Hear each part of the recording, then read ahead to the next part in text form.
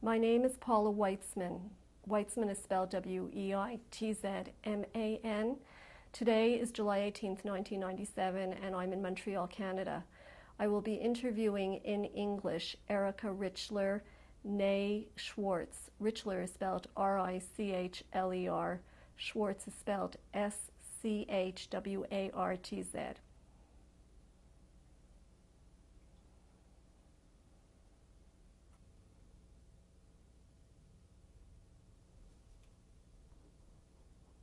Can you please tell me your full name? My name is Erika Richler. Can you spell Richler for me, please? Certainly, Richler. What was your name at birth, Erika? My name was Schwartz, Schwartz. And what was your first name at birth? My first name at birth was Erika, Ernestine actually, because do you want me to go into details or not? On your birth certificate? It's appeared Ernestine, as the Hungarian rules were, if a name wasn't appeared on their book, they couldn't register it. And this was the closest that came to Erika, so my mother picked Ernestine. Did you ever have any Yiddish or Hebrew names that you were known by? Yeah, my Hebrew name is Risha, and they sometimes refer to it. And were you ever known by any other name? I have. Can you please share with us that name and spell it for us? Well, my name during the war was Clara Thoth, Thoth. Clara, you need to spell as well. If you can. Klara. When were you born, Erika? I was born the 7th of February 1928. To anyone in this world, do you have any other birth date? I do. Can you share with us that birth date? Well, I had several during the wartime. I had one, and as well as when I'm immigrating to Canada, in order to get here, I had to change my name. Can you share with me the other birth dates that you have on different certificates? Well, the Clara Thoth, I think it was something in, I was older because that's the only way, that's the type of paper they were able to obtain, and my birth certificate was, I was born in 1927. And I think I was always looked younger. Nobody really believed. Sorry. Where were you born? I was born in Hungary, in near Bátor. Can you tell me, please, where near Bátor is in Hungary? Well, in Hungary, it would be in this center of the country, sort of close, about 300 or 360 kilometers from Budapest. Do you recall your address where you grew up in your Bátor? Yes. Can you share that with us? Right. Number 15, Zrínyi utca. Utca means street, of course. Erika, can you walk me down Zrínyi utca and tell me what you see and who you see? Well, I will try to describe it. We lived, if it was the 15th, so it must have been about another 10 houses before the beginning. There was a great circle in the city, like it was the marketplace, and the streets opened up from there. We had, my mother had a grocery store right at the beginning, and then a few neighbors. It was more or less a residential street, a few stores here and there, nothing of significance. Next to my mother's grocery store was a shoe store, and I think there was a tavern, if I correctly remember. And there were a few Jewish people, and our area, we had one neighbor who was a Gentile, he was a lawyer. We had casual connection with them. I mean, maybe I was young and their family was older, so I didn't have much. Our immediate neighbor for the other side were a Jewish family. That I recall very vivid, very strange, rather correctly. We used to love going there as they were breeding Angora rabbits that was used for commercial use. So as children we loved seeing those things. And further down there were other homes. And across the street there was a dentist. There was a lady who used to have a lot of cats and would come when the chickens were opened up, she would come and collect those things. So certain things, it's in my mind. Do you recall the name of the family who raised the rabbits? Yeah, Gelberman. Yeah. As a matter of fact, I've seen the daughter survived and lives in Venezuela, and just recently we picked up a connection with them. Were there many Jewish institutions in near Bator, Jewish shops, butcher shops, others in your neighborhood that you recall? Well, most of the people there were with business people, so the store owners were more or less Jewish people. And butcher shop, I don't know, I don't recall. And even like a fish store or something, they would be coming to the market on a Thursday, and that's when it was.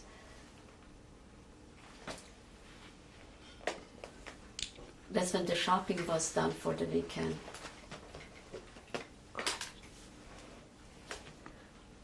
Okay, got a little.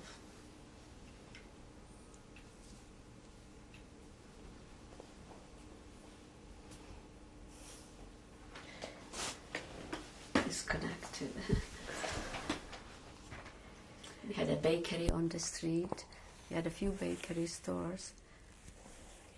And of course a lot of grocery stores, and the necessity wasn't a big place, so there weren't that many stores. As far as there were clothing store, hardware. As a child growing up in near Bator, Yes. do you recall what the relationships were between the Jewish neighbors and the non-Jewish neighbors? To my recollection, we had quite a decent relationship. As a matter of fact, my grandfather was partnership with Gentile people, so that showed that there was a good relationship in that aspect. Do you recall the name of your grandfather's partner? Yeah, it was Damien. They had a mill where oil, the sunflower seeds were pressed to make oil. Can you walk me into your home on Drini Utsa? If I could walk you in, yes, I will try. We had, the streets were lined with acacia trees. I don't know if you know the name of the acacia. Has a very nice smell, the flower, when it does in season. And the street outside the house had some mosaic tile, and there were more big yard with a sidewalk, and we had two patios, and each patio had vine grapes growing, and there were a couple of bedrooms and some kind of a sunroom that was used during the festival of Sukkot as a sukkah, but they were able to somehow roll off the roof of it, and it was used such. And further down there were the kitchen, and there was a magazine and many other areas. There was, in the back we had a garden. In the front was flowers, but in the back we had vegetable. My grandmother liked doing gardening.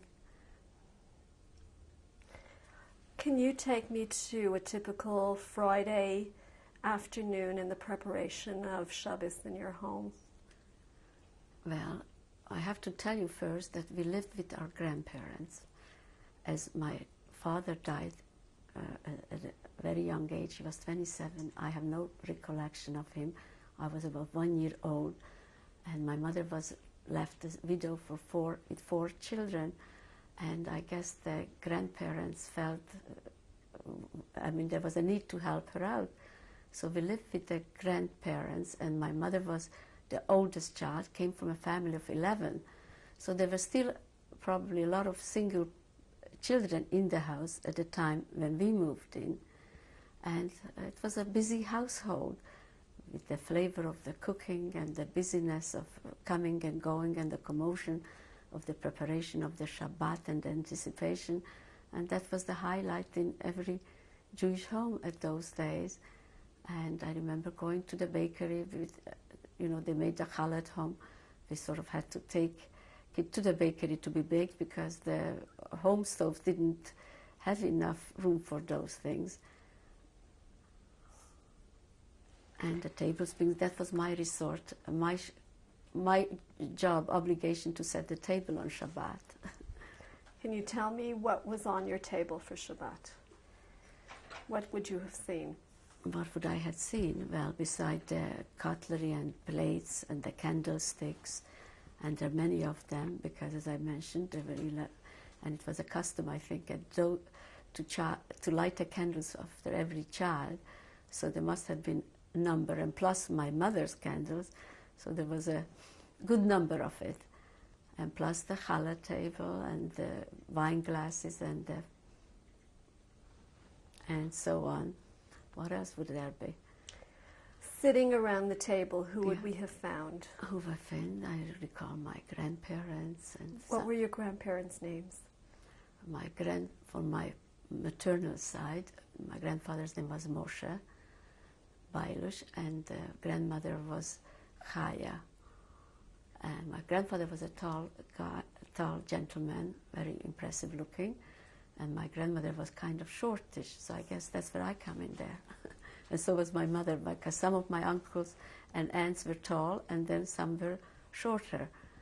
And as Friday night, usually everybody was tired, so it was depending on the time of the year. If it was winter, so the meal was held earlier. If it was summertime, it was later.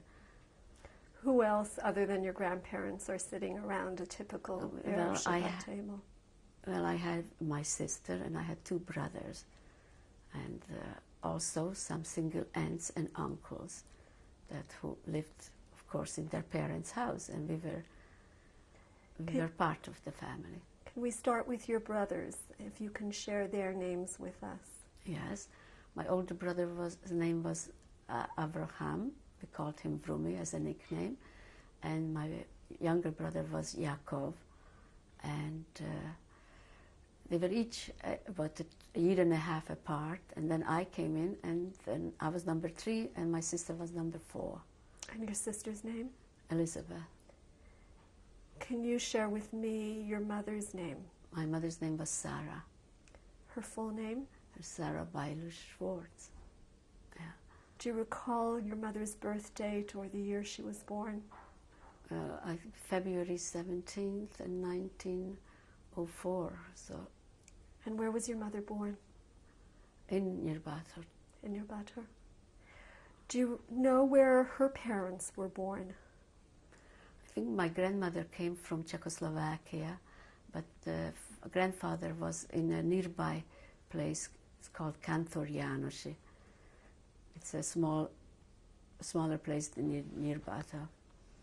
And this town is in the country of also Hungary. Also Hungary? Near Bata was always Hungary. It was never an occupied territory. Mm-hmm. That's our disadvantage. Would I have been born in Romania or Czechoslovakia, at least I would have had another language to my Hungarian. Going back to the Erev Shabbat table, yeah. You mentioned that you had aunts and uncles. Single, yes. Who would have been sitting around the table. Do you recall any of their names? I do, because they weren't that much older. I mean, maybe 10 years, so I do recall. My youngest uncle was named, we called him Ötchi, which was a nickname. And the aunt was Gita, and one aunt was Stuka. Those are the 3 significant ones that I do remember. The others may have been there, but the time my recollection, they were married already. Of the 3 that you've mentioned, what would their family name be? Well, my aunt is married now and lives in New York, first in Hungary. Her name is Levkovich, her married name. And my uncle, unfortunately, is perished. And the other, who was a single girl, she was perished during the Holocaust. Can you share with us what their family names were? Were Bailush. Bailush. Mm-hmm. Sitting around the Erev Shabbat table, yeah. What language was spoken? Well, it was a mixture in Yiddish and Hungarian. And as you know, let me share it with you, my grandparents were more like Hasidic, but wasn't the type of Hasidic people that you see now. It wasn't the same time. They weren't as, clothes-wise, I think it did show their appearance-wise, because my grandfather had a beard, and on Shabbat he would wear a kapota and so on. But I don't think they were as fanatic as I see them now. And my mother was more or less a modern thinking person. And my uncles, there was a lot of Smirot sung and the Kiddush recited, and of course the meal being a festive and to be together, it was the highlight, the family gathering. What would have been a typical meal? Well, a typical meal, I would begin with fish and soup and chicken, side dishes, different type of, carrots, whatever, potato kugel, I think. Did your family have special zmirot that were especially cherished? Yes, they were, and I'm afraid to tell you that my memory faded. My late mother used to sing it, and I wouldn't recall it. But I mean, when I hear it, I do know, but I couldn't sing it for you. You have not been able to pass those down? Some. Yes, one of my daughter does know, because she lived in Israel for a while, my late mother, and they took a different interest. I had so many things happening in my life. Many things have been blotted out. What was your first language that you spoke? You said that Hungarian and Yiddish were spoken around the table. Yeah. What was your first language that you spoke? My first language was Hungarian. We were very patriotic in Hungary, and we took pride being Hungarian Jews. And when you spoke with your mother or your grandparents? My mother was always Hungarian. And with your grandparents? Well, I guess I have either Hungarian, and even if we needed to say something, it was very limited because my Yiddish wasn't that great. It was either yeah or nein. You had mentioned earlier that your father passed away when you were very young. Correct. Can you share with us his full name? Yeah, his name was Chaim Schwartz. Do you know when he was born? The year of his birth? Well, the only way I could figure it out, if he died, I know he was 27. I was born in 28, so I must have been born in 1901 at time. And do you know where he was born? He was born in Kisvárda, which was not that far from where I was born. Kisvárda in Hungary? In Hungary, yeah, which was also pure Hungarian, yeah. What have you learned through the years about your father? What was said about him? Well, interestingly enough, we were discussing it with my children. My mother didn't talk that much about him, but what I heard, people who had come from the same city, they spoke of him that he was a great Talmud Chacham, he liked learning, and he was a nice gentleman. More than that, as a father figure, I certainly can't share with you. Do you know what education he had as a child, if at all, or how he earned a living later on as an adult? Well, I could only guess, because I wouldn't know. I'm sure that he had elementary school and higher up, because reading and writing was a necessity, and that every person was obliged to do. And of course, he went to Cheder. If he was a Talmud Chacham, he had to go, right?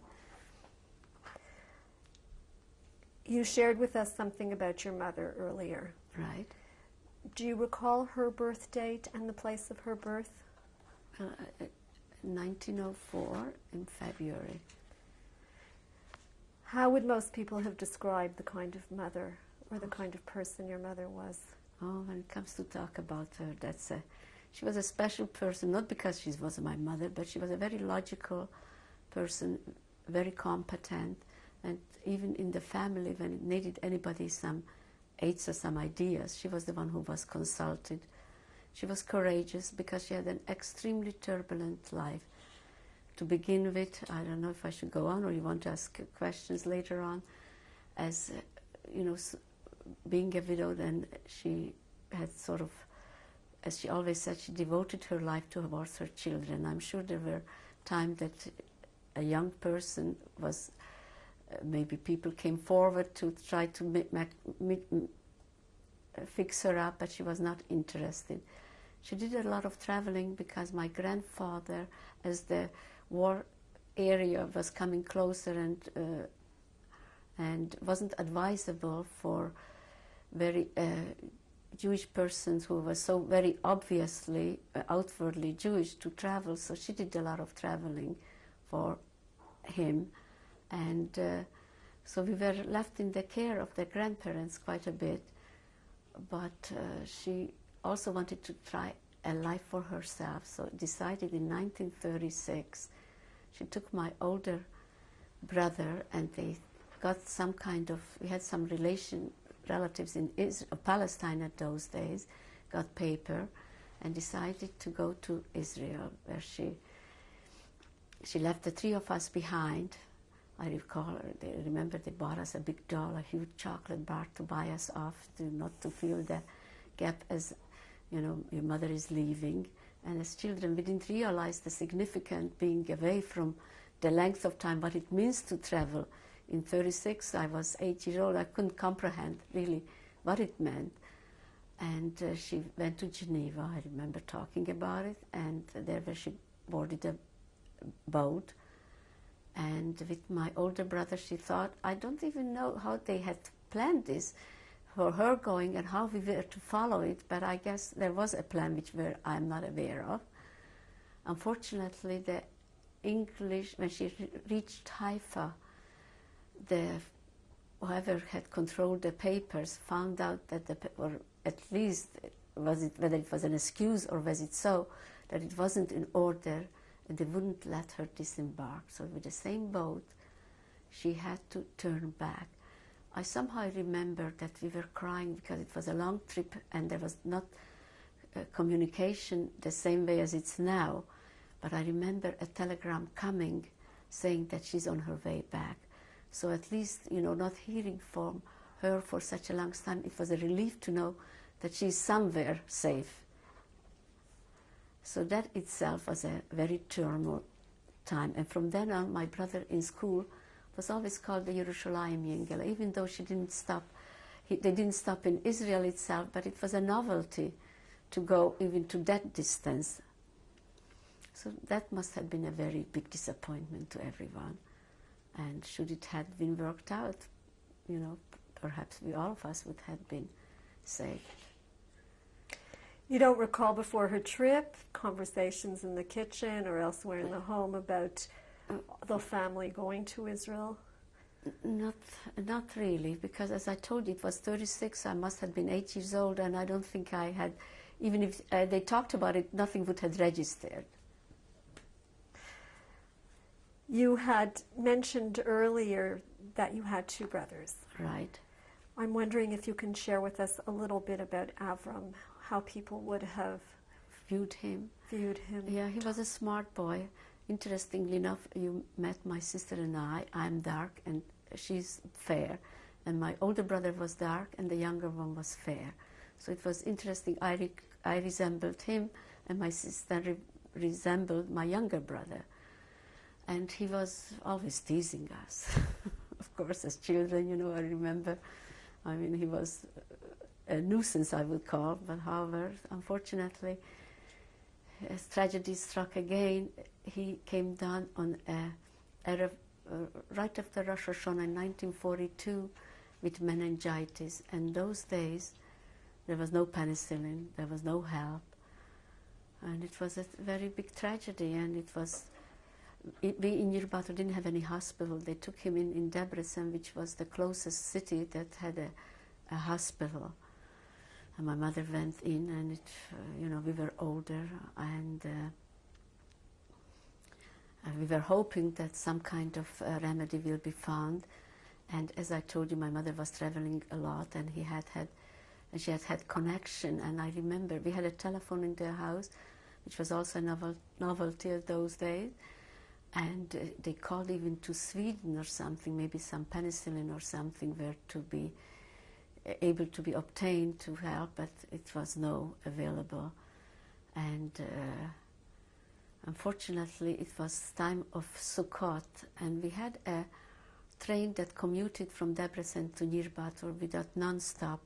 And the idea was, because we were Shomer Shabbos, not answering the phone, that the conductor will bring back messages how he is doing from in the hospital. Anyhow, it was Simchat Torah, and we went to the synagogue. We're coming home, and we saw the ambulance in the front of the house, so we knew things were not good. They brought him home because there was not much to be done. And certain things are very vivid in my mind. They called a doctor in the city, and he came down, and he turned for the better. So there was always hope that maybe there is a miracle might be coming through. And the next day was holidays finished. We went to school, and and my mother said, "Go to school because it's important." Didn't want us to stay around. I am remembering that it was scary. I didn't like to go into his room. I think they tried some leeches or something that they applied. That I think the poisoned blood, whatever, is being sucked out, and it was very scary to me. I wouldn't go into that room to see what was going on. Unfortunately, it didn't help, and then we were in school, and our school started from 8 to 1, I think, and by 10 o'clock, we had a maid at that point came to get us to come home, that he was gone. So I don't have to tell you the hardship that my late mother had gone through, and yet she was a very courageous person. She never spoke about her hardship, never dwelled on it. She had the motto, I cry alone. And in front of it, she always had a good front, which was amazing. And I think my grandparents took it terrible, that that one tragedy after another for a very young woman having to occur. And of course, by 1942, there was a time were turbulent already, and we didn't know where we will end up. But at the same time, this was not something that anybody had hoped. Do you recall Avram's birth date? He was born in August. And the year of his birth? I tried to figure out. I'm so embarrassed that I had not had stronger memories. I think it was 25, 26. Because if I was born in 28, so he must have been 25, and my other brother was in 27. Richler, Erika, you were just telling me a little bit about your family in Nyírbátor. Yes. I'm wondering if you can share with us a little bit about your second brother, Yaakov. Yes, I will, certainly. It's very painful for me because Yaakov was the one who hadn't had a chance to survive the same way as we had. Even we were hoping at the time that he would, when we were all rounded up, that he would have the same chance as I tell you later on, we were obtained Christian paper, and the same person who was going to bring him to my mother, as my mother was stranded in a different area when the Jews in Nyírbátor were rounded up. And the time this person returned, they were already in a holding area where all the Jews were gathered. He was not as studious as my older brother. He always, I think, wanted to go rather on a professional. He was interested in rather taking things apart, more like mechanically, or watchmaking or something to that effect. He was more of the quieter side. And do you recall his birth date? His birthday, I think it was, I feel terrible. It was November, I think. I have to confer with my sister. A lot of things are blocked out from my memory, which I am. How many years older was he than you? He was about nearly 2. So he would have been born in... In 26, I think. I imagine so. You were beginning to describe Jaakko for me. You were telling me he was quieter. He was quieter. He wasn't a very good student in school, and that gave my mother a bit of a problem. But he was more playful and more interested working with his hand than to do studying. And he was a kind person, and we got along better with him because the older brother was always teasing us and always going around with, doing difficult times with us. When our friends came over, he would be around and trying to make problems for us, where the other one was more subdued and was more considerate about our friendship towards others. Can you share with me something about the educational system in Nyírbátor for the children of that time? Yeah, well, we had, Nyírbátor happened to have a very big Jewish community, so we did have a Jewish school, which meant, because schools in, I think those days were also on the Shabbat, and being Orthodox Jews certainly didn't want to go on a Shabbat. And we had elementary school up till the Jewish school till the grade 6. Do you recall the name of the school? Well, it's called Žido means the Jewish school, Žido Škola. We had a very strict principal who was a childless couple, and I recall we feared him, and he had crazy ideas. He would blow up his cheeks, and we had to come and kiss him. But nowadays, this would be abusing, right? And those days, it wasn't, even if we talked about it, it was just ignored it as, it was one of his meshugasen that he had. And these things do remain with you because it was so significant. This is nobody had done. If he did something wrong, we had to come up and kiss his one cheek and the other one. I mean, when I think about it, it's really mind-boggling. We had very nice female teachers who were compassionate. And, the Hungarian language is a difficult language. Spelling we didn't have to do because the words were written the way how you say it. And we had more or less geography and history, and we're very nationalistic. When each time the word Hungary came up, we had to stand up in school and sort of that it should live longer. There was an expression to say, may the country live long. And it was very strict school. We had to sit always in our hands behind our back. And if a principal would come in, we had to stand up and greet him properly.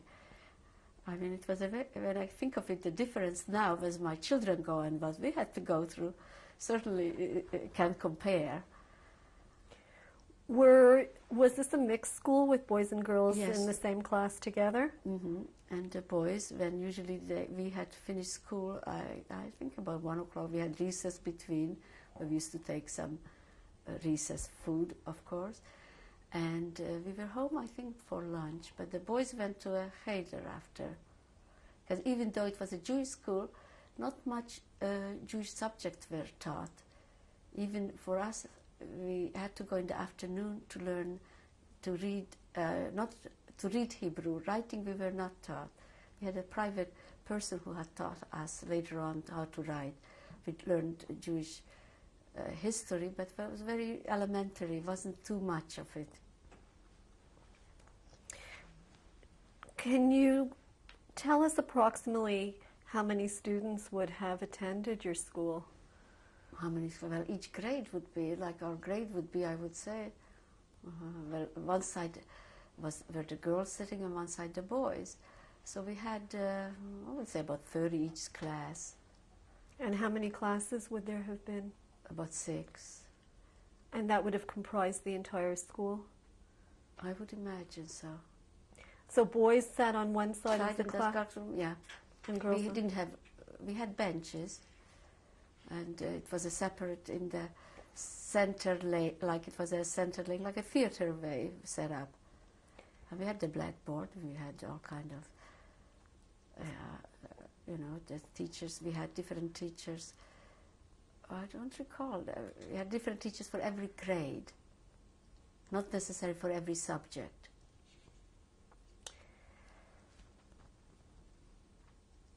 Were the other children attending the school also from Hasidic Orthodox homes? Yes, and actually all the Jewish children attended there. So we had like 3 synagogues in the city.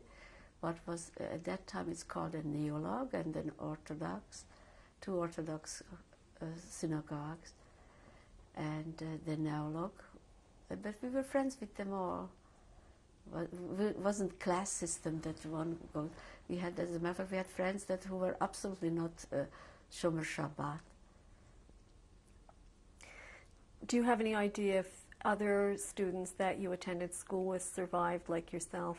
Yeah, I have friends who live in Australia. I still correspond with them, not that often. And actually, they went to Australia. Their parents her mother lived in New York, and we used to be friends. And one time they came to visit their mother, where they came to Montreal, and I had them over here as well.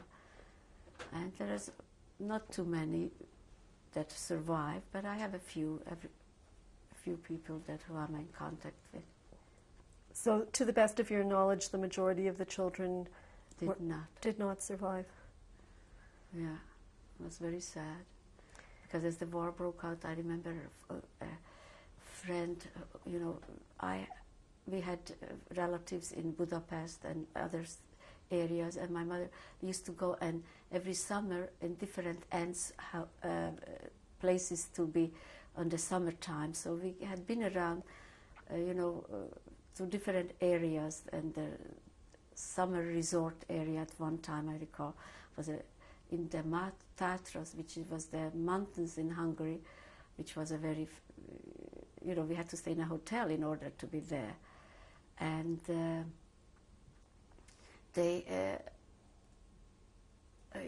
so we had a varied life in that aspect. And we had relatives in Budapest, an aunt, and we used to go there. And each summer we went to another aunt to spend time with. And also my paternal grandmother, who lived in a farm, at times we would send her. And that was horrible, because I'm not a farm girl, and I just... she had a general store, and it was a small area, one street practically the same. And they always tried to fatten us up. We had to go and drink the milk when it was being what is it called, that is being taken from the cows, milked. And really when it was warm, that was the idea, before being homogenized, to drink it. What town did your paternal grandmother live in? What was the name of it? Oh, that was a hard name. I wouldn't even know how to spell it for you. Szabolcsbáka. That was... How far away was it from near Bátor? A couple of hours. I didn't like going there because it was not too interesting, and she was strict. My sister and I recall we were there one or two summers, because she felt bad, of course, that the grandfather I never met, because I think that he died many years before. My grandmother had the general store of the area, so she was a very big business lady, and she hadn't had too much time for us. But there were some young people we spent, but it wasn't very interesting. And do you recall her name? Yeah, because one of my daughter's name is her name was Jutta. Yeah. And her family name? Or Schwartz. Yeah, my maiden name. And in what language did you speak to this grandmother? Well, I think, to my recollection, was Hungarian. And she was a business lady, you see. So she was... she didn't have the same patience to us if we did come there, but she wanted to help us, I guess, to get acquainted with the other grandchildren. And so she insisted of us spending a summer there or something. And my sister and I, we were there.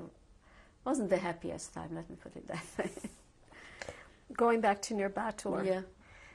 Your family was very Orthodox. Yeah. Was there a certain specific synagogue that you affiliated with or that you attended on a regular basis? Well, we didn't go to synagogue that often, but unfortunately, as my father died as young as that, so I recall being, as a very young age, always going for Yizkor time, which occurred, you know, all the holidays that is being observed. And my both brother had good voices, and the other synagogue, they used to ask them to practice in a choir during the high holidays.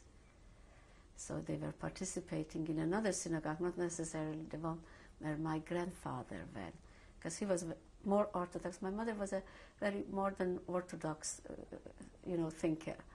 But however, you respected your parents and you followed their ways, and regardless, even if you didn't feel the same way, not like now, the respect was much more observed.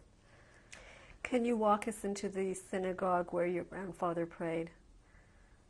How can I? There was one street. There were the three synagogues. There was a neolog they called, which would be like the conservative synagogue here, and there was one that it was in a different street that we lived. The three synagogues were housed in the same street, and we liked going there because that's where we met our friend. We played outside as youngsters. We didn't go in. Fortunately, we had to go in each time when it was Yizkor time. On Shabbats, we didn't go to synagogue really. The boys went and the men, but I don't recall that we would frequent it that often unless there was special occasion and the high holidays, of course.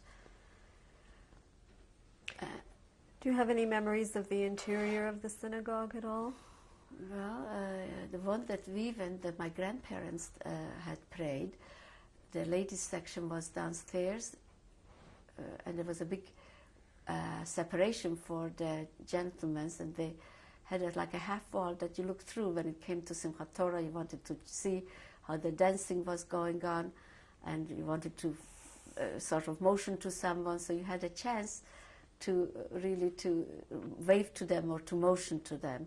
And there were benches, and they had a big big backyard, so we as children used to play there. Was it customary for the women in the community not to attend synagogue? Was it something that just the men did? It's more or less what the men did, and only the high holidays or there was a special occasion and there was an aufruf if somebody got married or something. Those were the days that they went to school. However, in school we were always taught to, you know, the prayers and learning about the custom as far as, you know, davening and so on. Do you have any idea, Erika, what was the fate of the three synagogues that you have mentioned? Are they still standing today? Well, we did go back because, as you know, my father was buried in Nirbator, so opportunities after the war. We did go, first of all, right after the war we went back, and then after we had come to Canada, the relocation, we did go back 3 times. So the synagogues, you know what, in my mind it was so big, but you know, when we went through it, everything was melted into one area. Even I was surprised to see, once I went back with my mother, and it was years, and even she didn't realize it. We wanted to go to the cemetery where my father was buried. Before we realized it, we were there, and I thought we just stepped into the street. You know, it was fading. So the synagogues were still standing? Was standing, but I didn't check it out really when we were there. We went by, but I think there were some kind of other housing remained of it. They used it for some other purposes rather than a synagogue, because there is not one Jewish person there, maybe one. When we go to Nirbator to the cemetery, we have to get the key. There is only one person who holds to it, but there is absolutely no Jewish life whatsoever there. Today? Right. While you were growing up, were you aware of the mikveh in Nirbator? Yeah. Mm-hmm. Was it close by? Were you ever in it? If I was, maybe I think the boys went if I had to take something there, or but I don't really recall.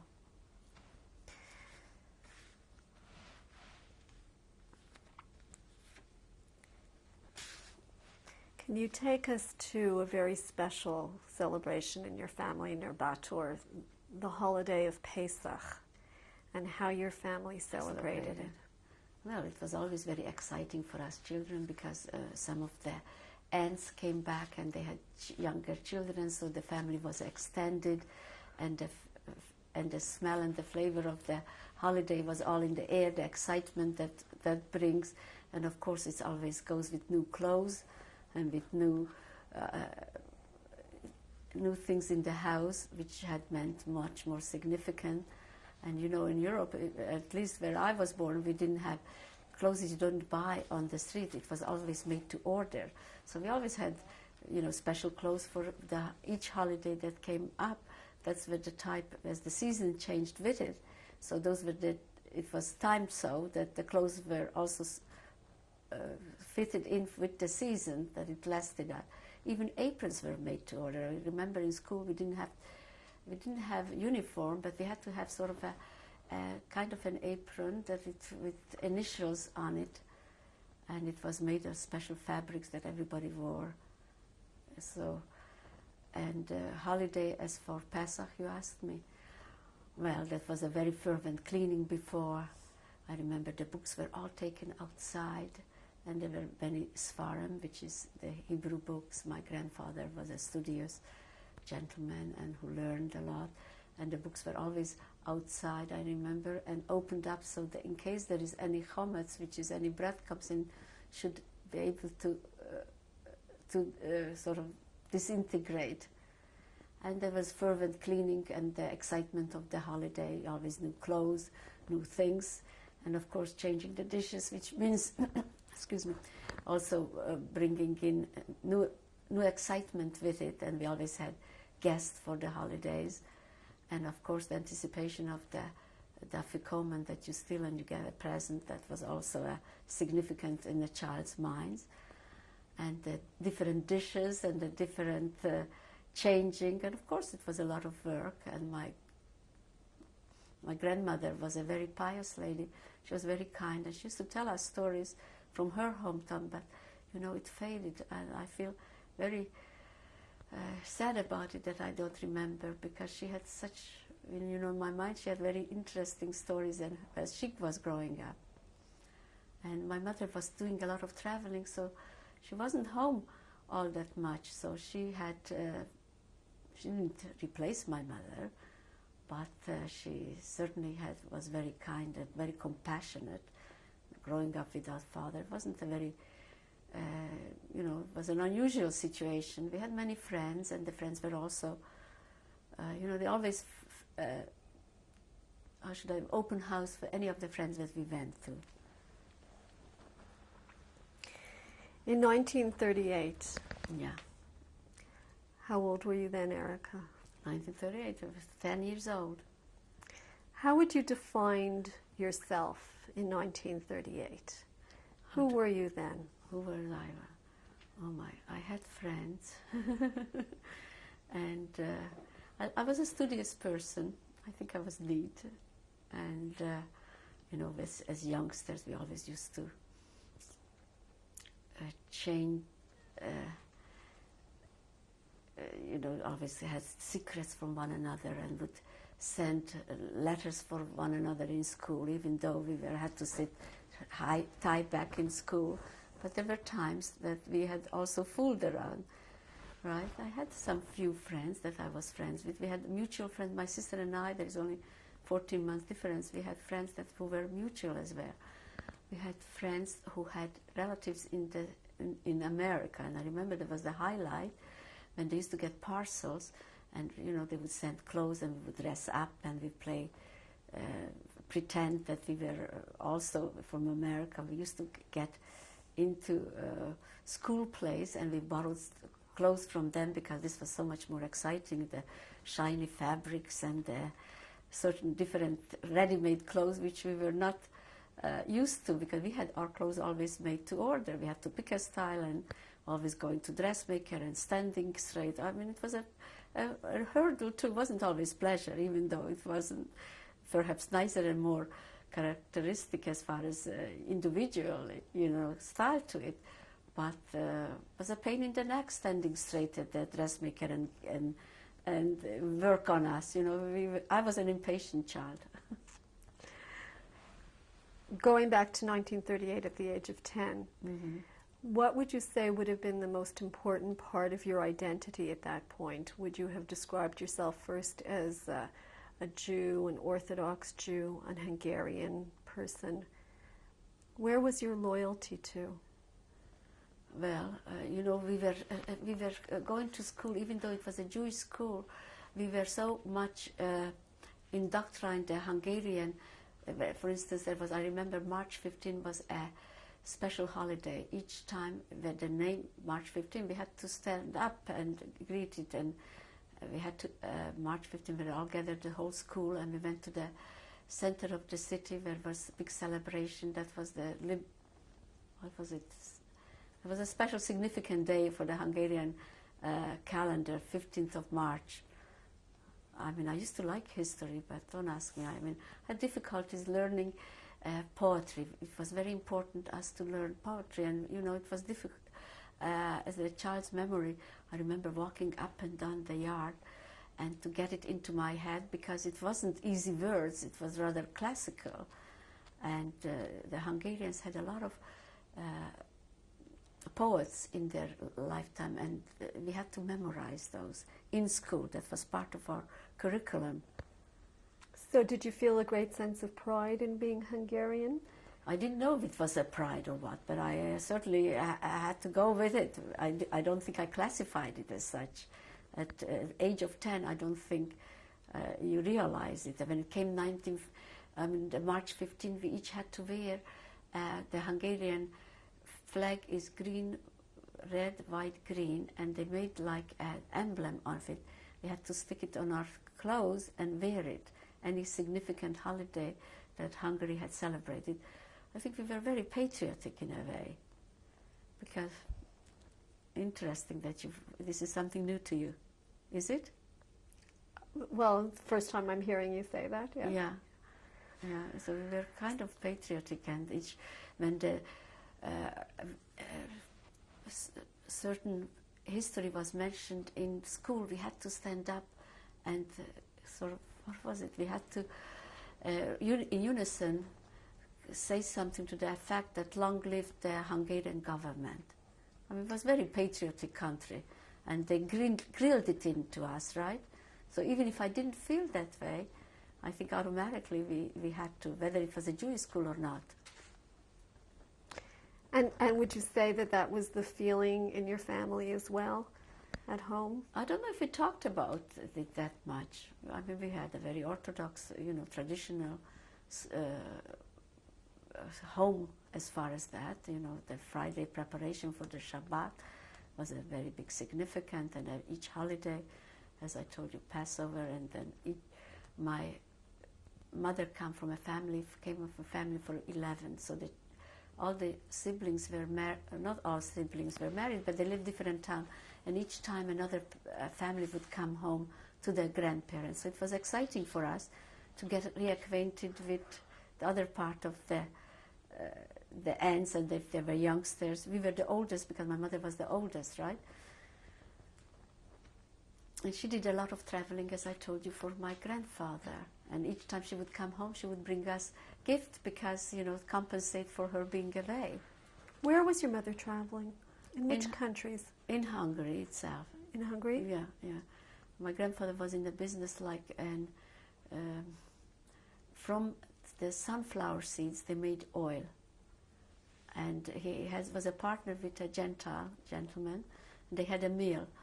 And that required traveling, and my mother would do some of that because he was a bearded gentleman, and anti-Semitism, even though Hungary was not occupied till 1944, but anti-Semitism was very much evident, and a bearded gentleman wasn't advisable to travel. So my mother did a lot for him the traveling.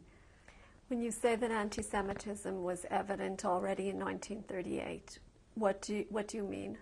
Well, I mean, I remember going on the street, and a non-Jewish boy would come on the street and would spit and said, "Stinky Jew," something to that effect. And we avoided doing those.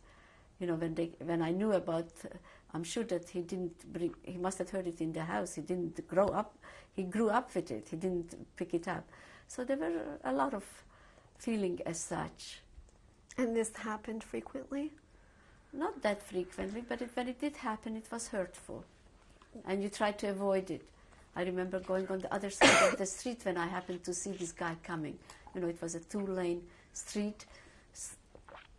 I mean, either side there is sidewalks, right? So if I were to try to avoid it. On the other hand, my grandfather was partnership with a Gentile gentleman who was in this mill they made oil from sunflowers, and they got along and they were helpful for one another. Did you have any knowledge of any other anti-Semitic outbreaks during these years? Well, certainly, you know, they were always, often did we hear smelly Jews, you know, were being expressed by young boys or whoever it was. And there were certain ones that were anti-Semitic. But it wasn't so obvious somehow, but we tried to avoid not to be even in that circle that it should come to it. But there was a feeling of needing to protect your grandfather, who appeared to be Jewish. Right. Did your mother ever travel outside of Hungary? No, not at that point, no. In 1938, when you were 10 years old, did you have any knowledge of what was happening to the Jewish people in Germany? Well, we heard stories, but, you know, we as children, we didn't comprehend the seriousness of it. And also, I think in Poland it began, those people who had some kind of Hungarian background or somehow, they tried to come. And I remember wagons going through the city with Polish Jews, and we had some cousins, and one cousin did come and stay with us. So we were aware of the anti-Semitism indefinitely, and look, the news was traveling fast, what was happening. But I think at those, as you asked, 1938, 39, my comprehension as what the war was about didn't register the same way as later on.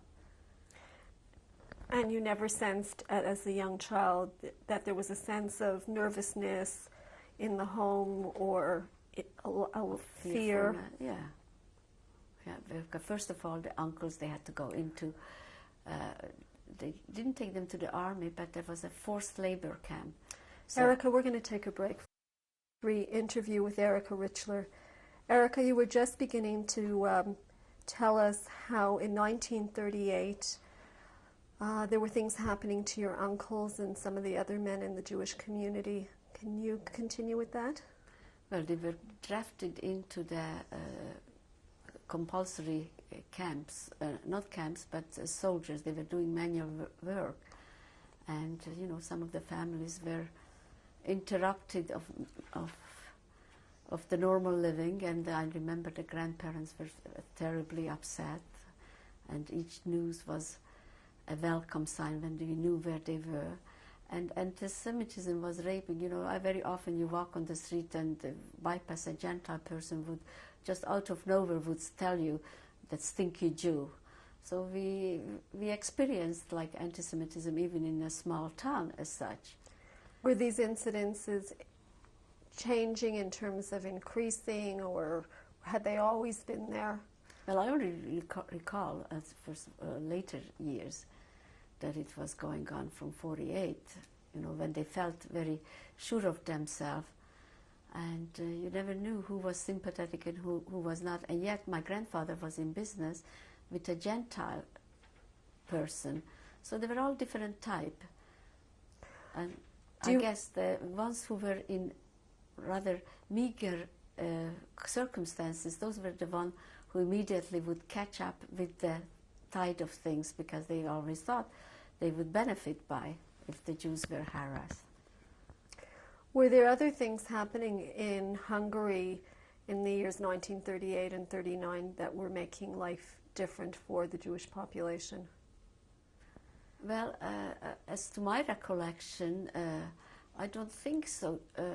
Schools were still schools and businesses were still flourishing. I remember my mother was still traveling for my grandmother. I mean, when the stories came about the Kristallnacht, only I don't think I realized it at that, you know, in 38, what was going on. Only afterwards, when they talked about it, did it actually was significant to me. But prior to that, we didn't. But there is all, you know, we were always accustomed to be talked to as stinky Jews, and that was easy to try to avoid those people.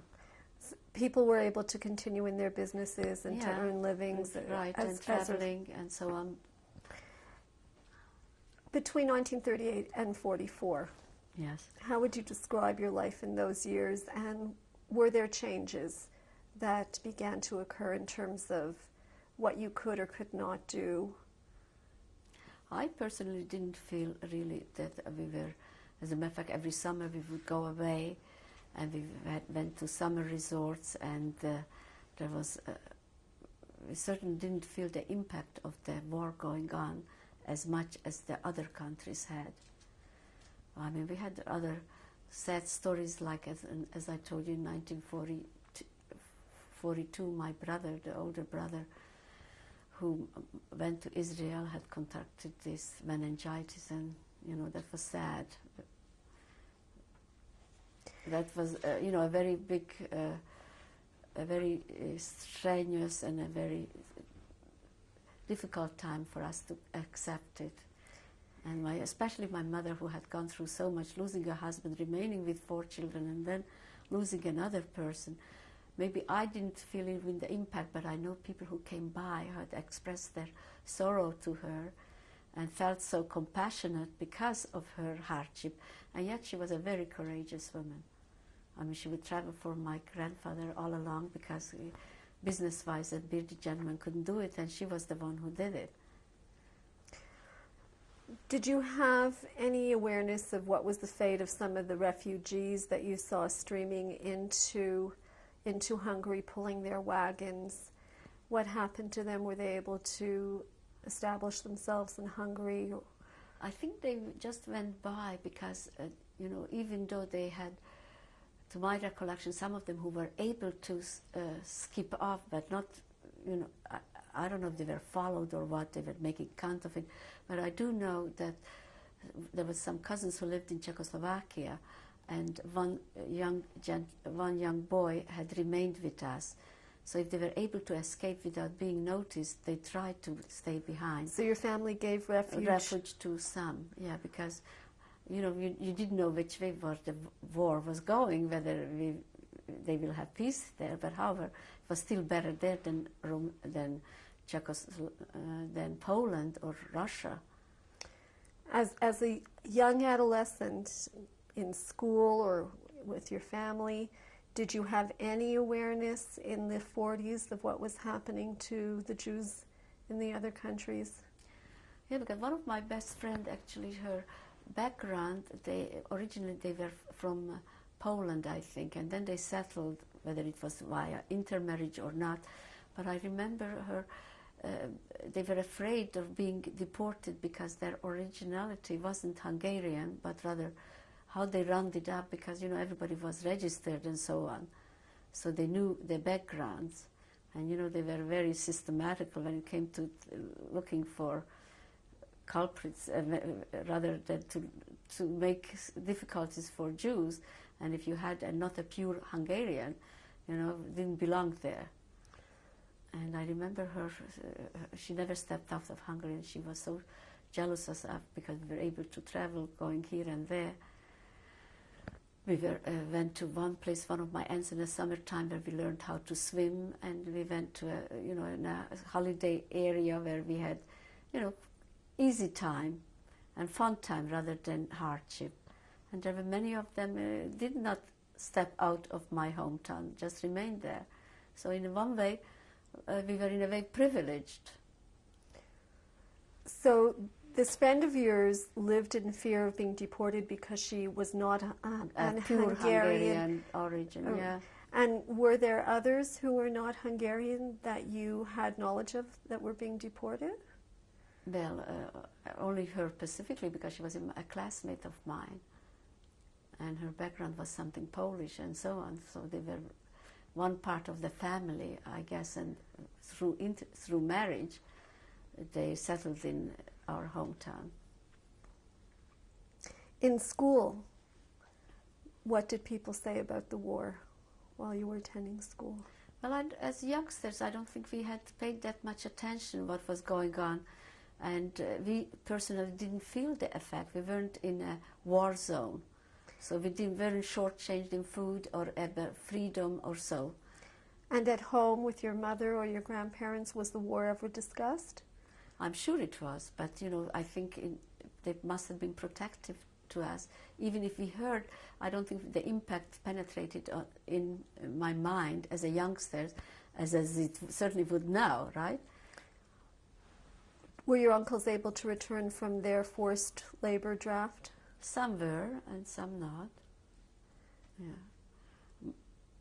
I mean, I had one uncle who made it in 1942, who made it to America. His wife went first, and then and her husband, who was my mother's brother, was able to, one of the last, I don't know, boat, whatever, able to make it to America. So some were able to escape, and my other uncles, they all actually survived, not their spouses, because the men were taken when Auschwitz was, when they were taken to Germany. The men and women were separated, and the women more or less stayed with the youngsters, with their offspring, and the men had a better chance to survive because they had no obligation. They didn't have their children with, so they didn't have to protect them, so they were capable of just fending themselves. Let me take you to the date, March 19th, 1944. Yeah. What do you remember about that day? Oh, it was a sad day, to say the least. And what was happening around you, Erika? Well, it so happened that my mother happened to be traveling. She was not home.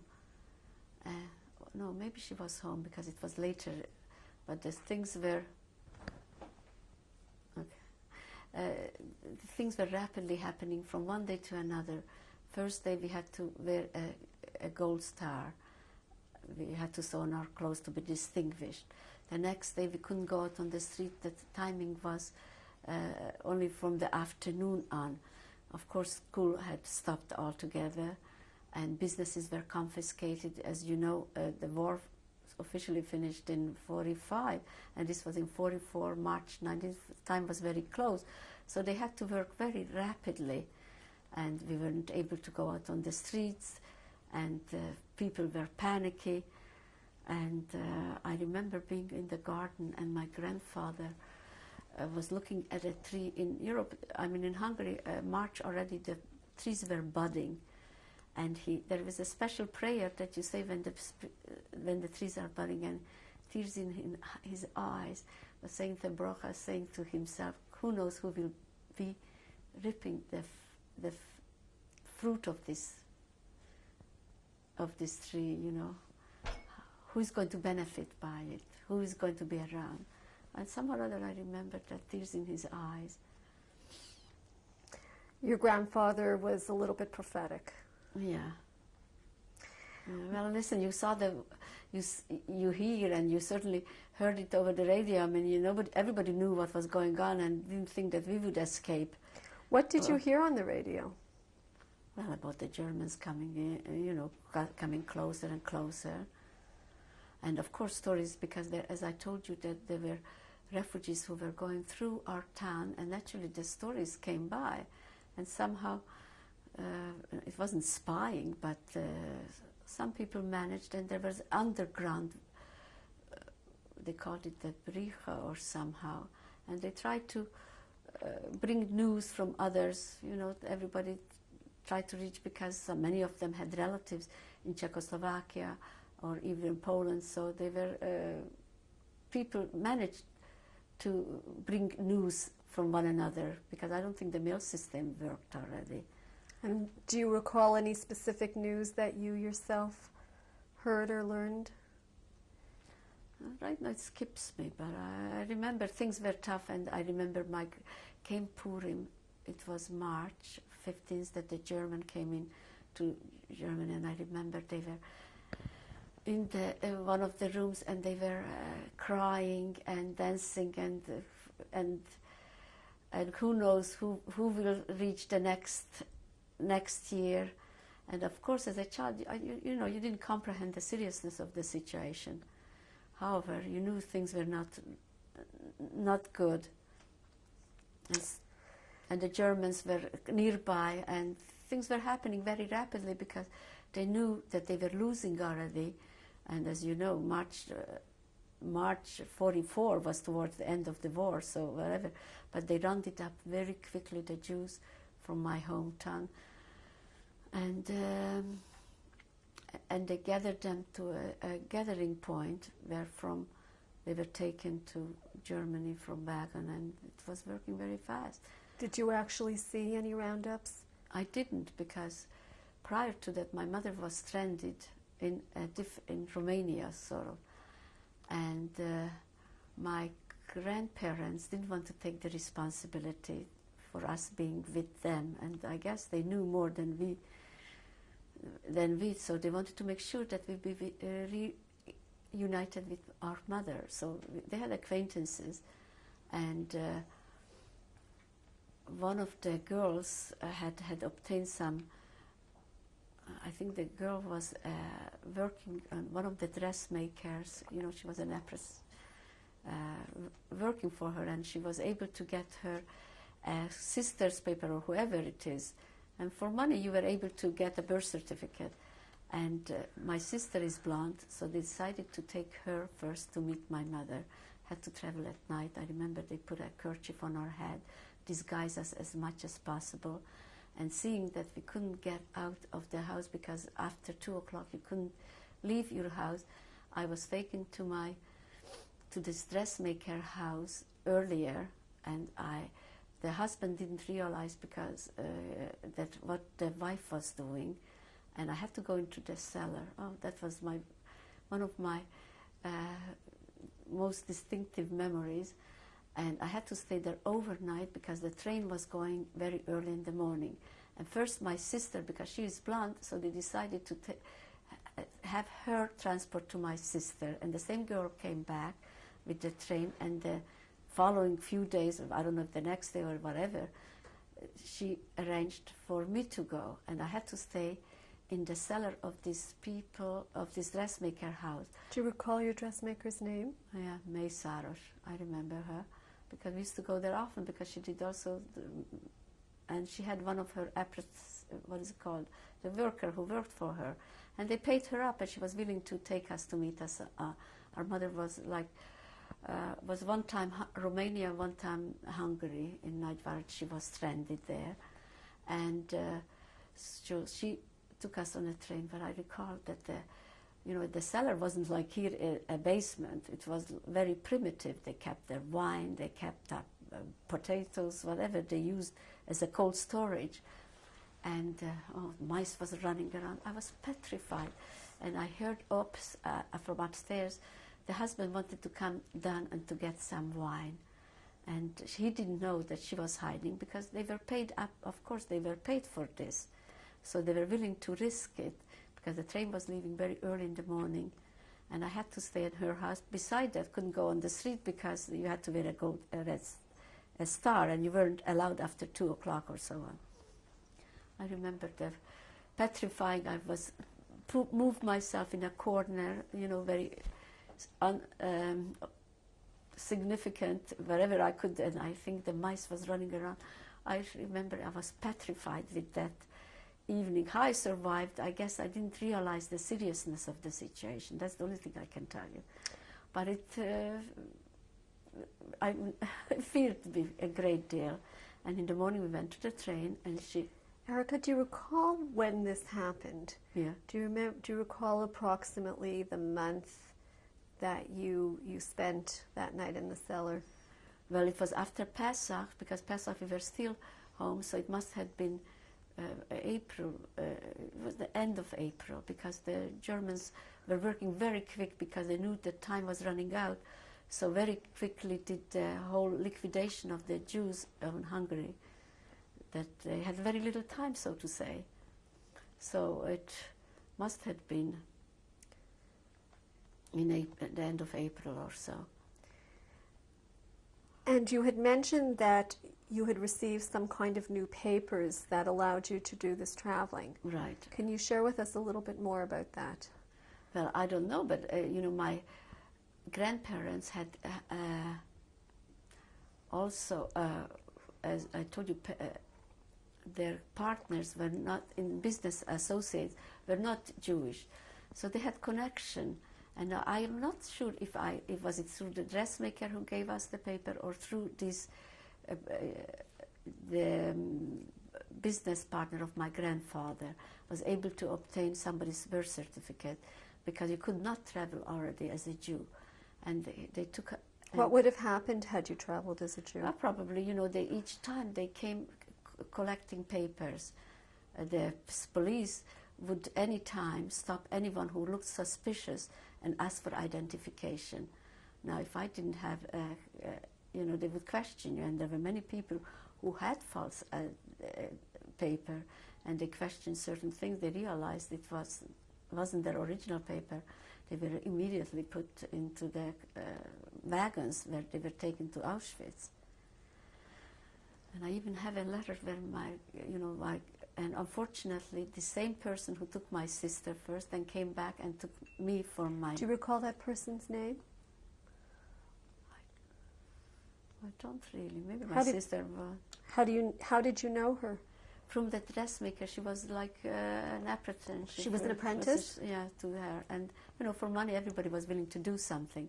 And she came back, and my brother was supposed... Because, for boys, it was more dangerous to travel than girls. They immediately identified them with taking off their pants, and they knew immediately that they were circumcised, that they were Jewish.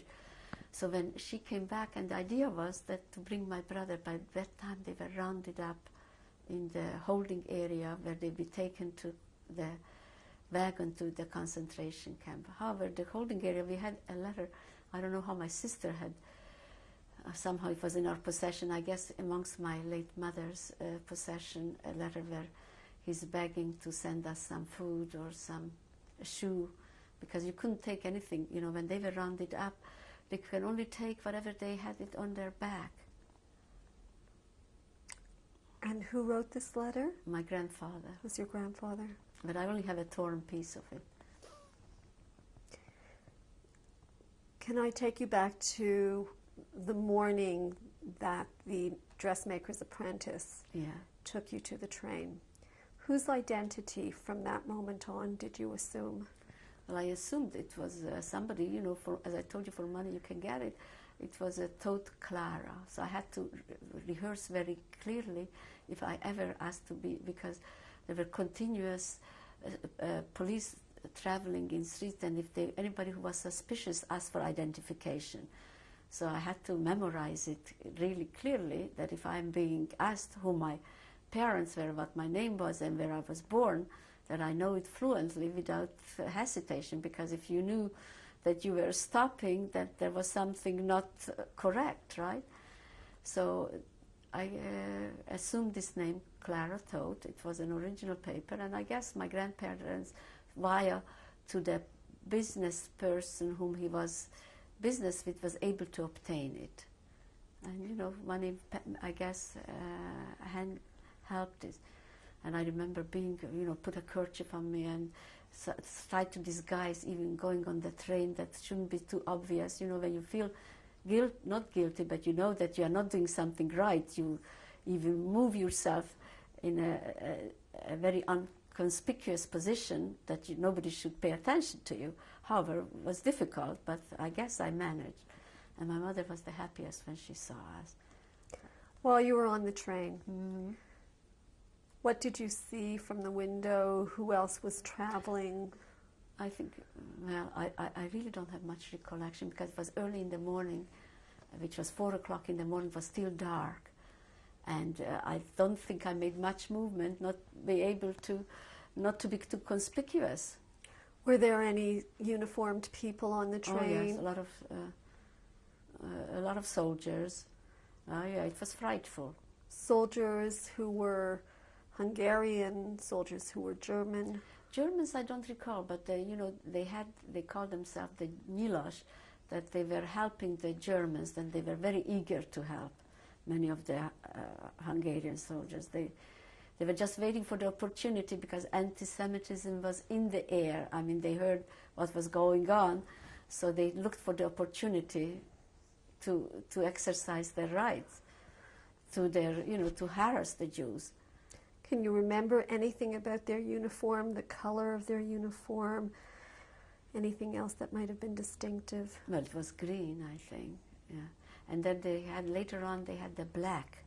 That was the Nyilas, that was even worse than the soldiers, so to say.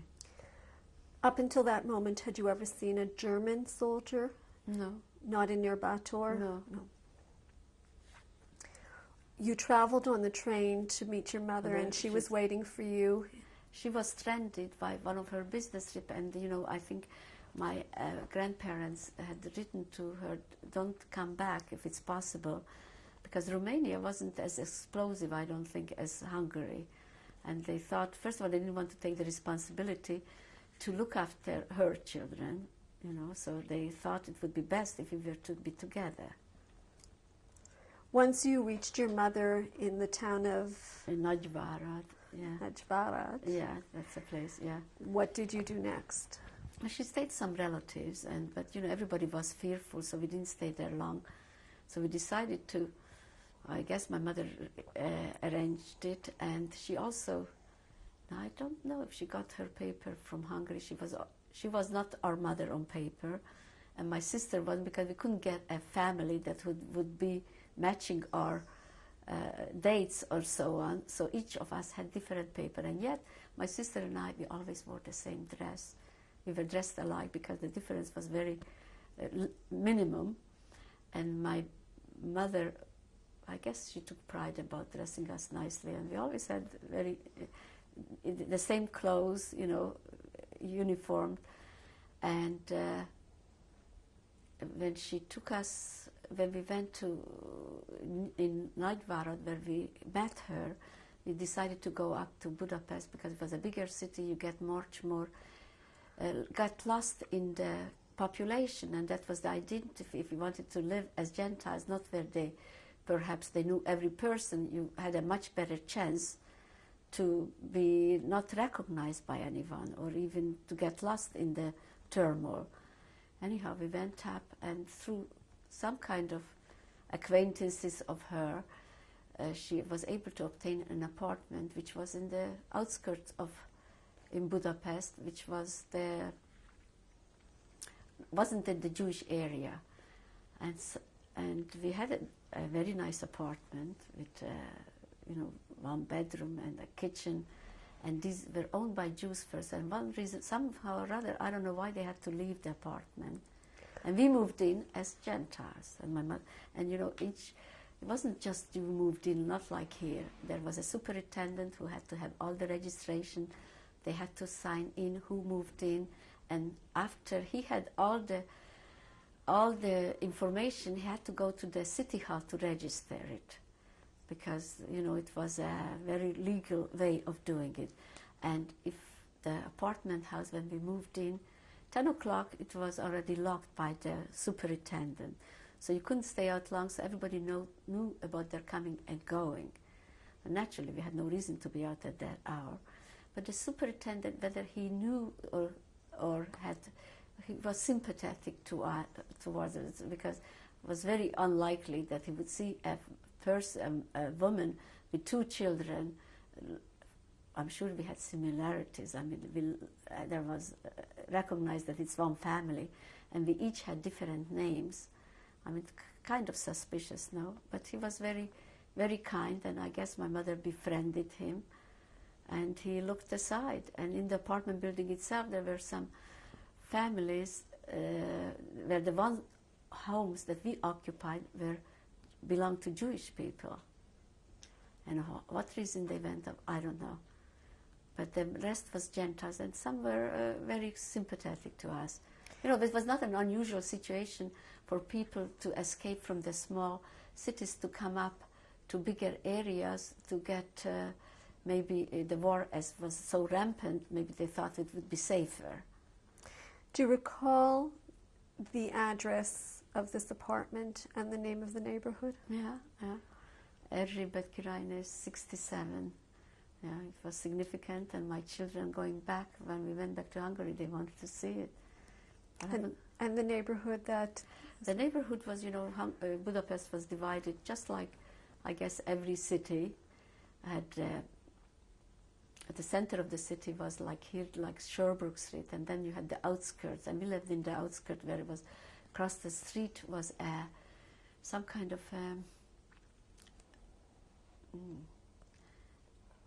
what would it be? It was a factory that was manufactured like steel, and it was a heavy industry. And naturally, that's the areas that the Russian, when they came bombing, were the one who were targeted, those areas, because they knew they had a map of the city, right? And we always knew if the Russians were bombing, then they went into the city where it was the capitalistic part, and the Americans would bomb the area where it was more like the ordinary people. I don't know. That was the stories that was going on. Erika, 1944. How old were you then? I was 16. And you were just telling us a moment ago that upon leaving near Bator, you assumed the identity of a Christian girl. Right. Whose name was Clara Toth. Correct. Can you share with us any other details regarding Clara Toth? I mean, I had not known anything about her except her birthday, which was October 27, I think, and she was older than I think it was born 27, 28, something like that. 27. I know that, and I always looked younger, so I always petrified that I will, you know, that it will be a siman, it will be a recognition that I am not really telling the truth. However, and interestingly enough, later on I found out that this Toth Clara's father, somehow or other, ended up in Canada, and this is where I ended up. I mean, it's really ironic. Were there any other details about Clara Toth on the certificates, on the IDs that you were using? Her place of birth, her religion?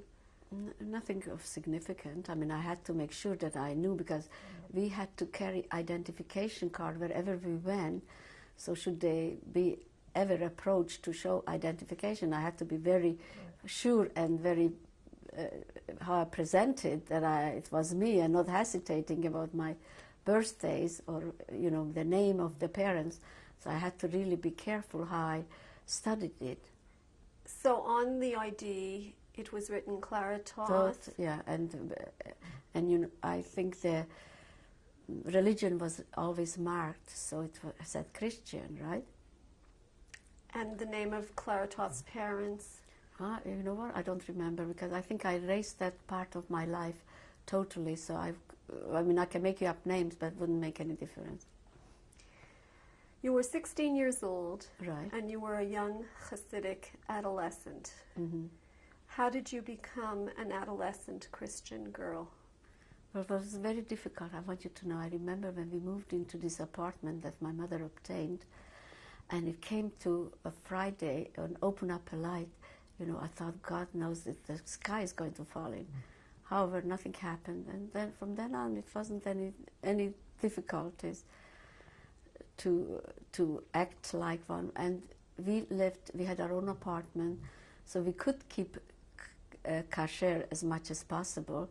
But you know, Shabbat wasn't observed. We didn't go to work, but there were the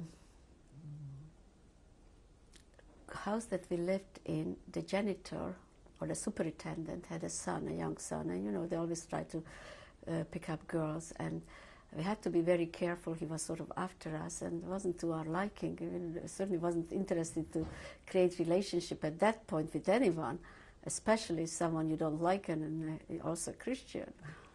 But however, we had to be kind to him and all. And there happened to be at times that we did come across young people who were very... we lived in, as I told you, in an area where it was the workers' area, more or less. But further on, I remember it came to, what holiday was, Yom Kippur or something. We wanted to walk close by somewhere to a shul or something to feel, but we didn't make it because we didn't want to take any chance. And we always had to take identification with us.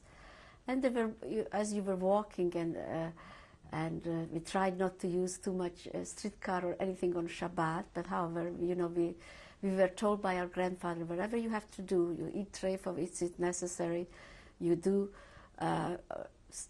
desecrate the Shabbat, and it comes, life is so important, and that's what you should look at first. When it means to saving your life, you are allowed to do any of those things. And you know, it was only the very first time that it was hard, and afterwards it was sort of part of us, and especially in the apartment building where we were surrounded by Gentiles, so we certainly had to keep to that point. And as I told you, my sister and I, we were always dressed like our clothes, and whatever we brought with us, always had to make sure that we didn't wear the same thing. And it was suspicious. I'm sure that he knew, because we looked like my mother, and she had a different name, and my sister had a different name. Couldn't get a false identity that it should suit all the three of us. So it was all three different names that we occurred. What was the name that your mother assumed? Balog Maria. Does it mean anything to you? No. And the name that your sister assumed? No, what? Elizabeth. Erzsébet, what was her name? You know what? I think I have a blank here. I can't remember. I know your mother. What else did you have to learn how to do in terms of your behavior as Christian? To be Christian. Well, you know, somehow or other we were taught in Hungary was a holy place, and when we bypassed the church, you had to put crossing yourself. And so we had to learn how to cross these things and to learn certain words that goes with it. But we never had to really use it, but we somehow or other we obtained work, and each time we traveled by streetcar at those days, and it was right in the center of the city where we got jobs. Each day was a fearful day, how we will make it, because there was no... any time a police would come up and ask for identification. And if you were hesitating, you know, they ask questions where you are, how comes you are from, you are in Budapest and not where you are. And if the answers weren't correct, so immediately you were suspicious and you were taken off and sent into whatever they had, you know, international, into lagers or whatever. So we were very careful, always not conspicuous when I traveled. I tried always going to a corner and looking somehow other ways, just in case. You never know who else would travel in from my hometown and maybe just recognize me or something. I mean, every trip was an ordeal. Each day when we left and we came back, if we all made it, it was a breath of a relief to see that we were all home at that time. How did you travel from your home to get to the center of Budapest? With streetcar. With streetcars? With streetcar. And you know, somehow, I think you have a sense when you feel that other Jews are also in the same wrong identity, and you know, nobody wanted to speak, and you try to be very inconspicuous, because that was the idea. Because any time, you know, people are friendly and they talk to you, you don't know where you end up. And at random, the police would come up and ask for identification. When you refer to the police... The police, yeah. Are you referring to Hungarian police, to other... Hungarian police. Because they were very adaptable. When the Germans came in, you know, they immediately were very obliging and to take over their demands and their customs and to get identity. And if anybody was suspicious, they had no hesitation to question them further. And by questioning them, they could realize that it wasn't you. And so I don't have to tell you, each day was a panic. If any of us was a bit delayed or something, I mean, what crossed one's mind was immediately that, you know, something had happened to us because we each worked at a different place. While you were on the streetcar, Yeah. what did you see that was happening around you outside? Well, I tell you, we didn't like to be very conspicuous. I didn't like to look. I rather look down and not to be staring or to look very obvious that I was looking around. However, you wanted to behave like one of them, and was very timid way of sitting wherever I did. And when you know that you are not correct, you are always pull yourself together. Do you recall ever in your trips back and forth from home seeing German soldiers, Gestapo soldiers? Yeah, we SS? did. Yeah, and my heart was racing like anything if I knew. And sometimes I had to go across another street trying to avoid, and I saw when Jews were being discovered that maybe they had wrong identity and taking them off. You actually saw that happening, Erika? I recall seeing, yeah. Do you recall other acts of brutality that you may have seen sitting in the streetcar? Brutality? Not really, because we lived in an area where it was all Gentile. My mother, on the other hand, she took risk. She would go into the center of the ghetto because Budapest had cordoned off a part of it, and they had a ghetto there.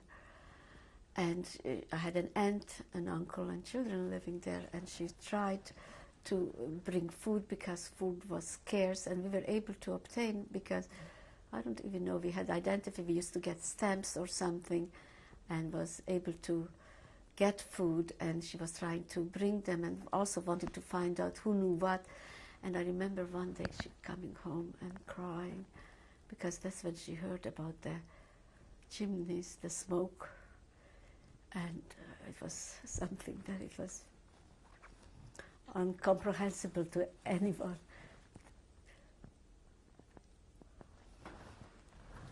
And, you know, the stories were coming out, people were bringing out stories, but the human mind couldn't absorb that such sadism could ever occur.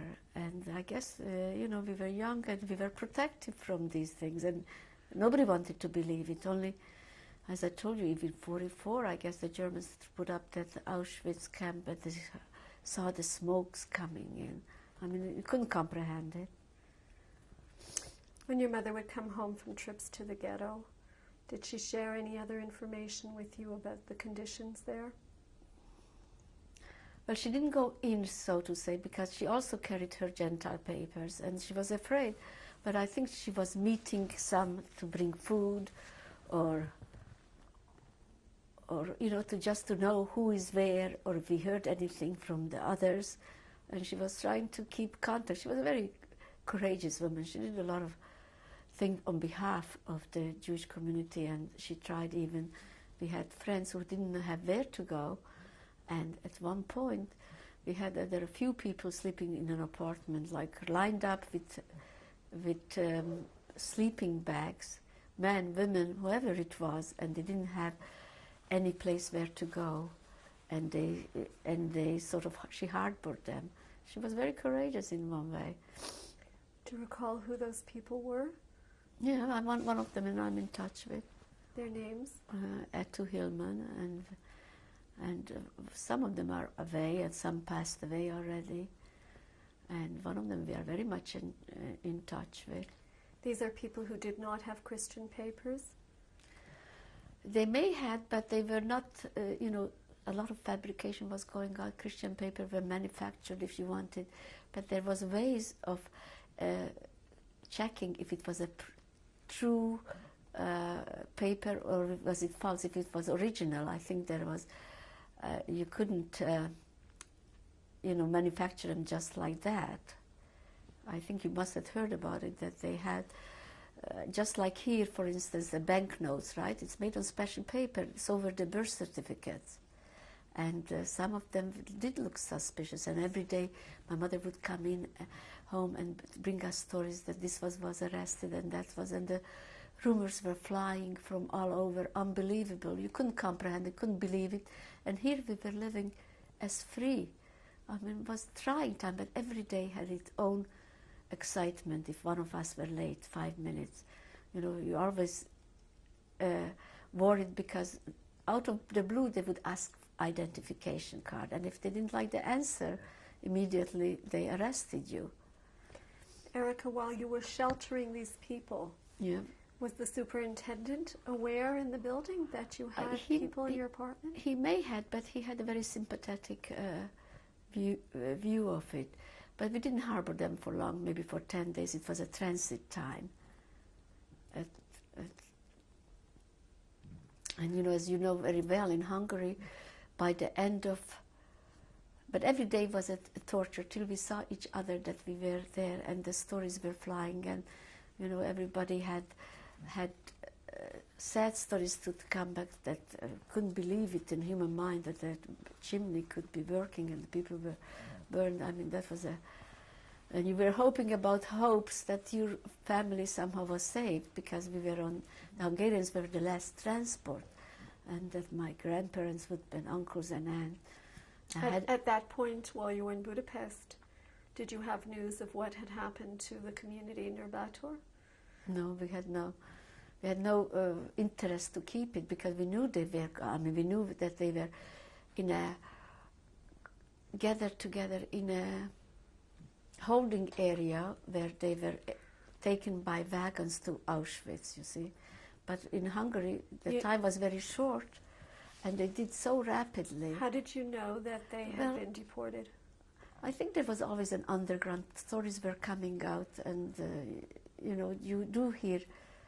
You heard somehow through the grapevines, and there were also very sympathetic Christians who would probably would have told us, or told my mother, and at times she didn't share it with us, but we gathered what was going on.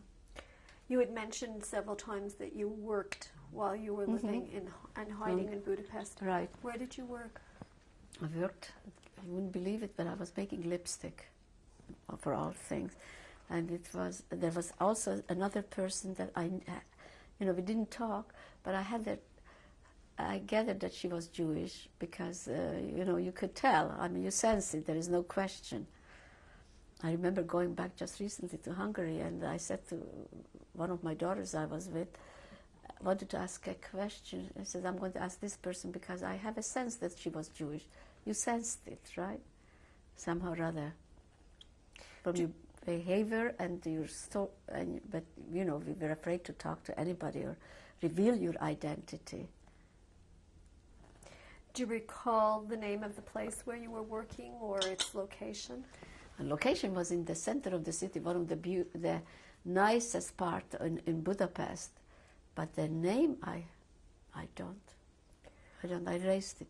But they were, you did your work, and they were very, whatever. You had to pour the lipstick in some form. It was done very primitively, not like now, I imagine. During this period, while you were having contact with non-Jews and posing as a Christian, what was the conversation, the daily conversation like? Did you ever hear comments from non-Jews regarding what was happening to the Jewish community? Well, certainly, but I didn't participate in any conversation in that. I was very timid and drawn back when it comes to it, I pretended to be very shy and not to contribute to any of the conversation. Do you have any memories of any comments that were made either in compassion towards the Jewish community or in support of the Nazi policies? Not really. Even if I did, I may not have a recollection, or I tried to block it out. In your apartment, did you have access to news through a radio or newspapers? Oh, the rumors were flying every Just we may have had a radio, and there were air raids going on in Budapest, and we had to be in the shelters where you lived in the shelters for, I don't know, for almost 3 weeks. So they put up bunk beds, and we were we were lying down with Jews, non-Jews, and I remember this friend of mine, somehow or other she stayed with us, and the bombing was taking place, and the shelter was shaking like a waving, and she cried out, Shema Yisrael. We were so petrified.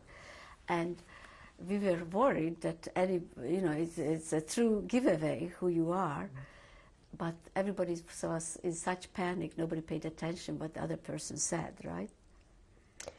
When was this happening? This was already to the later time, I would say in October, November. I was more or less, I think, December, because October, if you know, the government changed. We had a Szálasi government who was worse than the Arrow Cross, then worse than even the Germans. They wanted to show them that they could do a better job of liquidating the Jews than the Germans themselves. And what did they do? What did you see them doing? Well, they were wearing the black clothes, so you identified them. That whenever I saw them, I think I just tried to avoid it and go on the other side. And my mother also worked in a pastry shop. Before she went to Palestine at that time, she learned a profession to be a pastry maker. So she got a job also in a pastry shop, and this was close by where we worked, and she worked. And when the air raids were taking place, many of times she would come and check if we are all right, because the air, if we were down, it was just like shaking like waves, and you didn't know who was survived and who didn't. So every day was a petrifying, not in the same way as being in a concentration camp, but a different type. When the Arrow Cross did come into power in October 44, how did life change for the Jewish community? What were you hearing? What did you see? Oh, well, the rumors were flying continuously. What were the rumors? That whoever they suspected, and as you know, they had lined them up near the Buddha, and they shot them at random without any mercy. They wanted to show to the Germans that they can do a better job than the Germans themselves. And you always had walked with identification, because you never knew when they are going to ask for who you are and so on. Did you ever see either the Arrow Cross during that period or the Germans rounding up people, marching them? Once I saw coming back from the streetcar, people marching with yellow stars. But you try to be very inconspicuous, not to show any emotion, and try to turn away, because it certainly would have affected one, right? And you wanted to, you never knew who was watching, who was your next door person sitting in the streetcar or so on. So you try to be as natural as possible, if it was. But anyhow, I guess we were just lucky in that aspect. I had never been asked to show my identification, because many of times they just came up and everybody had to show who you are if you had. And if you didn't have identification, you were rounded up and questioned. Did you have knowledge of any other incidents that were happening to the Jewish community during this time? Well, the rumors were, because my mother somehow or other had gone into the ghetto at times, and the stories were flying, and we couldn't believe that this could possibly happening. Your family in the ghetto, did they remain in the ghetto? Well, they were taken to Auschwitz, and we had a letter. When did you learn about that? Well, soon after, I think. Had your mother tried to return to the ghetto? Not really, no. Did you understand by that time that the ghetto was being liquidated? Well, in Hungary, when you're talking about, for my hometown, when Nyírbátor, it was in a surrounding areas, they gathered all the Jews, and then they took them on trains. We didn't know where they were. In Budapest itself, they had homes that was protected by the by the Swede, the Schutzpass was existing. One of my aunts and uncle had tried to get that type of identity and that type of protection. So there were some homes that had that type of identity and people were more or less safe. But the ghetto itself, they tried to liquidate, but as you know, the German march in March 19, they didn't have enough wagons, luckily, to liquidate all the Hungarian Jews. Because they first did the suburb and the surrounding areas. Budapest was one of the last one. Was there any other evidence that you saw of the effects of the German occupation in Budapest between June and December? Well, we certainly had, because there was shortage of food, there was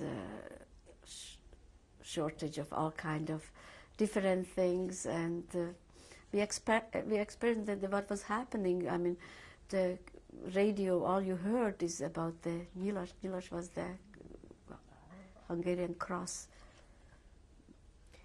Were you aware at that time at all of other rescue operations, other organizations or individuals who were trying to rescue the Jewish population? You know, I'm trying to think if there was the Bricha, but that, I think it came in only later, not during the war. And during the war, everybody was trying to save themselves, never mind giving a lending hands for other Jews. The only person who would save you may be a Christian, you know. And my mother did have some connection, but didn't help or anything. Take me to December 1944 and tell me what was happening. December 1944. Well, you know, I remember being we moved down into the cellar of the apartment building. They made provision like cots because we slept there as the bombing took place. We knew if as I told you before, I think I mentioned already, if the Russian Russian were bombing, they went to the working class, and this is where we lived. No, the Russians would go, the other way around. They would go to the capitalistic area, which was Buda, which was a much higher level than where we lived, and the Russian would go the opposite way, you know, because they were the communists, so then actually they were against capitalism, and Hungary was a capitalistic country, so they were bombing the nicer part of Hungary, where the Americans were coming to the outskirts, rather. So in December 44, there was a lot of bombings. There was a light. You would move down into we lived in the basement, like it was made shelters, Did you and we lined up beds, and you know the bombing was like very scary. We would come up afterwards and see what was happening, and you will find limbs all over, because some people who didn't make the shelters, they were just killed, and everybody wanted to see who survived, because the raids came unexpectedly. You never knew when it was taking place. Were you able to continue to go to work during this period? No. At that point, we just we stayed put, because I think everything was closed already. Even Budapest, you know, the fighting, it was cornered around, was surrounded, so you did not move. But we lived in the shelter, and I remember my mother going up once, wanted to bring some food down, and the shelter was going through the wall, and luckily there was a pastry board hanging there, and it got caught into it, and otherwise she would have been very nearby. Another time it went through the cupboards where were clothes, and our clothes were shattered from the fragments of the bomb. I mean, it was a nightmare. I don't know how we survived it, and you know, I guess we were young. We didn't realize the danger we were in, and we had no alternative but just go about it and live like Christians and do the best. And as the war was towards, and our part where we lived, the Russians came in earlier, so there were some Jewish officers who came in, and we were trying to tell them that we were Jews, and you know, we didn't speak Russian, we didn't speak any language, and we were trying to tell them, like, my name was Clara. Says Clara is kaput, and you know my other name is coming. But I don't know what penetrated. But then there was some higher officers who spoke Yiddish, and my mother's Yiddish were fluent, and she was able to relate what the story was. So they took preference care of us, and they brought us food, and they sort of tried. But you know, Richler. Erika, you were just beginning to share with us a little bit about what happened to you, your sister and mother, around the time of liberation. Do you recall the day or the date that you were liberated? Well, luckily my sister had also helped me to memorize it, but it was January the 8th. We had Russian soldiers, some of them, the ones who were in higher position, one was Jewish, one even wanted me to go to Russia with him, you should know. Offered me a trip. I remember, well, anyhow, there were officers, and I remember we used to say, Clara is kaput, and now we can identify our own self. But prior to that, that was horrible, because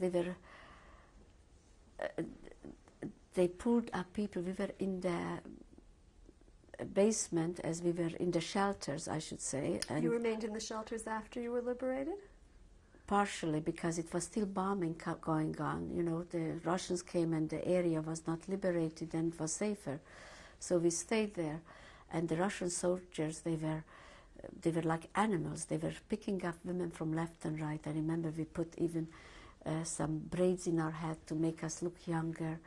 And one time, you know, the Russian soldiers came into the apartment, and they had flashlight, and they looked at everyone, and they pulled up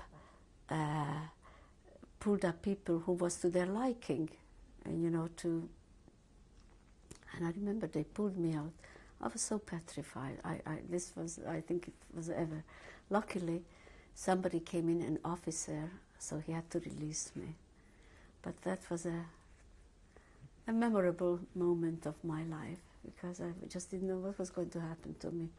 And they were hungry for all kind of sadism and all kind of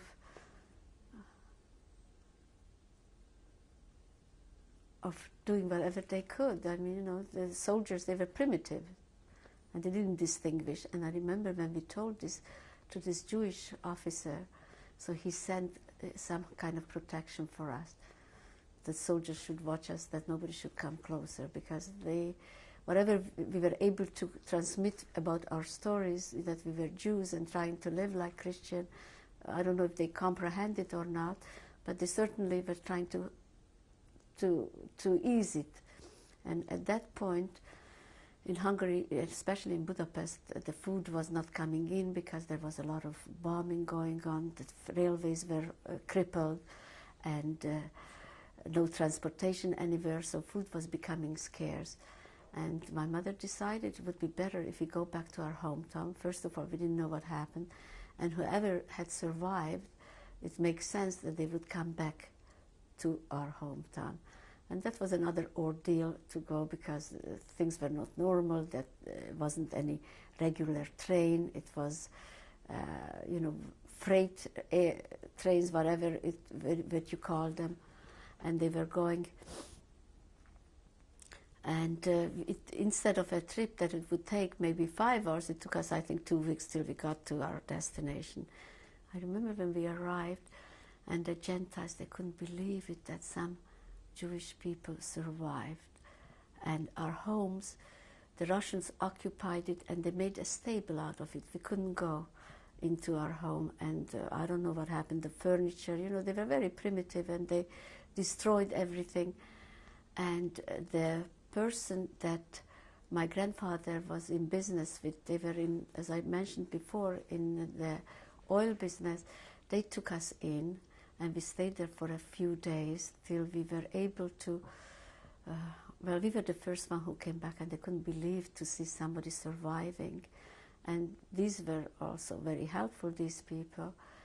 And we looked for a Jewish home that was more or less in a decent condition, that we can make a home of. Anyhow, we moved into this home, and slowly, I mean, we were one of the first ones to be liberated because the war didn't end till May, right? And being in Budapest was one of the first ones, and the ones who were in concentration camp began coming back only just before Pesach. And my mother set up a household there, and the owner of the house we occupied was the one which was in the best shape.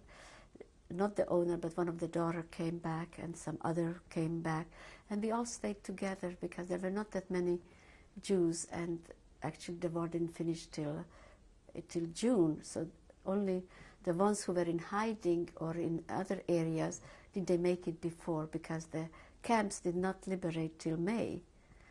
And the stories were flying, you know, everybody had different stories, how their survivor and how they made it, and we didn't know about the camps yet at that point because nobody came back, but these were ones who were also assumed false identification, or either they had the labor camps and they didn't have time to take them to Auschwitz or any other labor camp. And it was sad when we heard stories, everybody's stories of their experience, about their escaping, and every day was a nightmare. It wasn't like the camp you knew that you were going to, it was repetition. You lived constant fear. You didn't know who you were recognized by, what's going to happen to you, who is going to make it. You know, we were all scattered.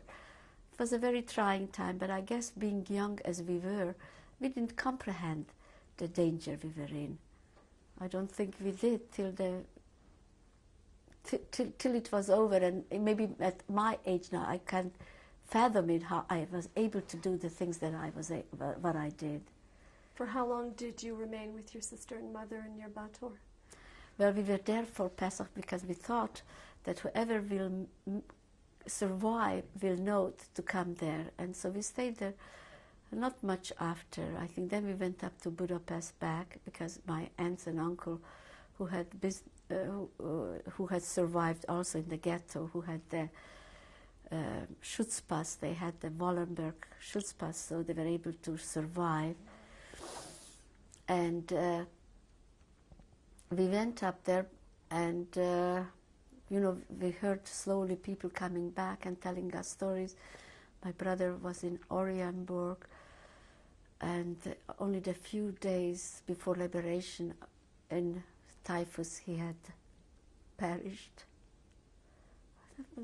And everybody's stories, you know, everybody knew someone who didn't make it, and of course my late mother's parents who didn't make it. And then we heard about the gas chamber. I mean, it was a crying period all along. I remember sitting on that Pesach time. There was not we tried to recreate the Passover the way how we remembered, but certainly it was more crying than talking, and everybody's their experience who survived and the stories that they had come back with was very painful, to say the least. And I don't think the human mind could comprehend really that the Germans, who were so scientific, and they could create a chamber to burn people. I mean, it was incomprehensible. And the world that we knew that they must have known and didn't stand up for it. I guess, like, you know, we were told afterwards, if television would have been in existence and they would have sort of shown this, or somehow or other would have reached the free world, I don't know if they were able to. We used to always hear stories that Chamberlain was picking up about, but nobody did anything, and they knew it well. What was the attitude of the Hungarian population towards the Jews after the war? They were taken aback that some of them survived. They thought for sure.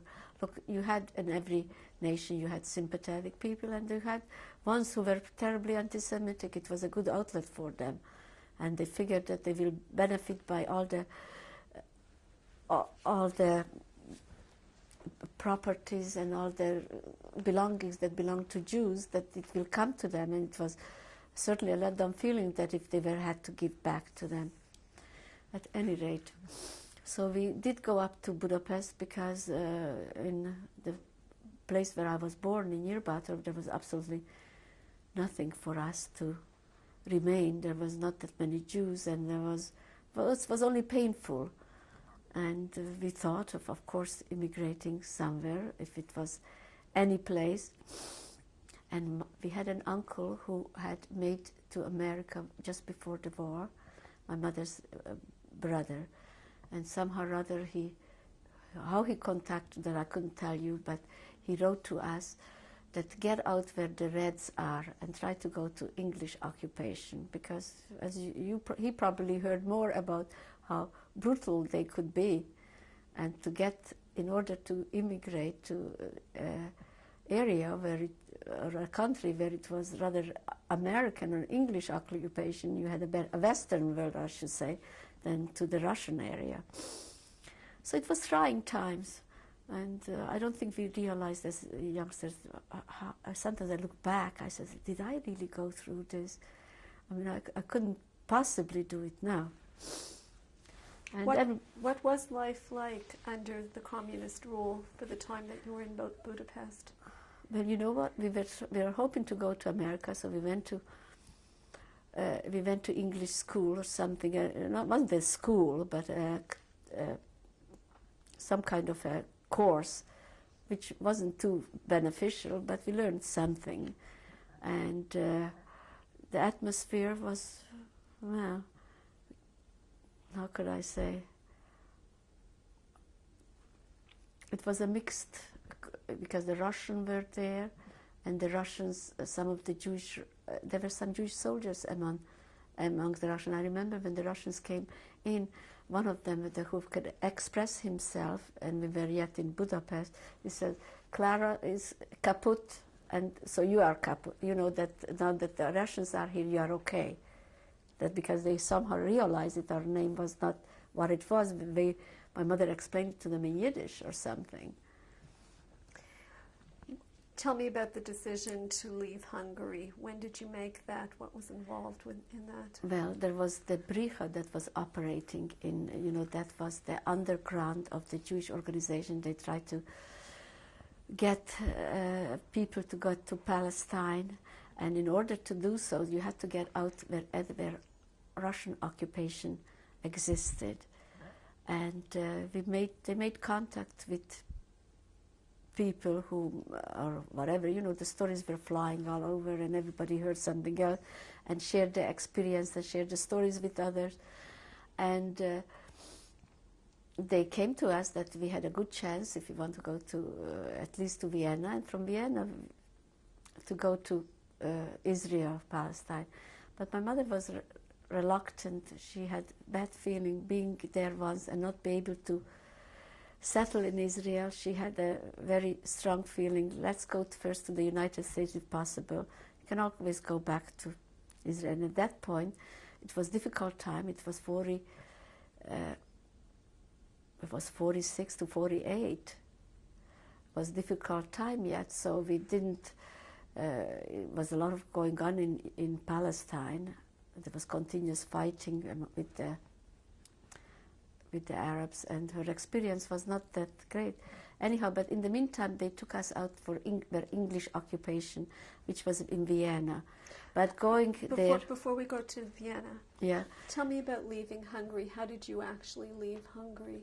How we left Hungary. What was involved in that? Well, we had to take as little as possible, of course, with us. And, I don't recall what my mother did as financial, how we managed, but that time it didn't concern us. It was her problem, right? And we went closer to the Hungarian border, which borders the Austrian border. Do you remember how you traveled? Yeah, by what kind of a truck that it was, freight trucks. Like, it didn't have a back, but it had one of these sacks, I don't know what you call it, the tarpaulin on it. And naturally, we had to be very inconspicuous. We had to sit down in a sitting position because they tried to get in as many people as possible. And they had the carpool covering us. that when we go across the border, they shouldn't see. We thought they paid them off the guard, but it wasn't so. And some of them changed guard, so you couldn't time it at times which guard was on. And I remember they were fighting up. They were what's the word? Suddenly escaped me. But they were trying to aim at us. But luckily, the truck was going fast. As soon as it crossed the border, they had no chance.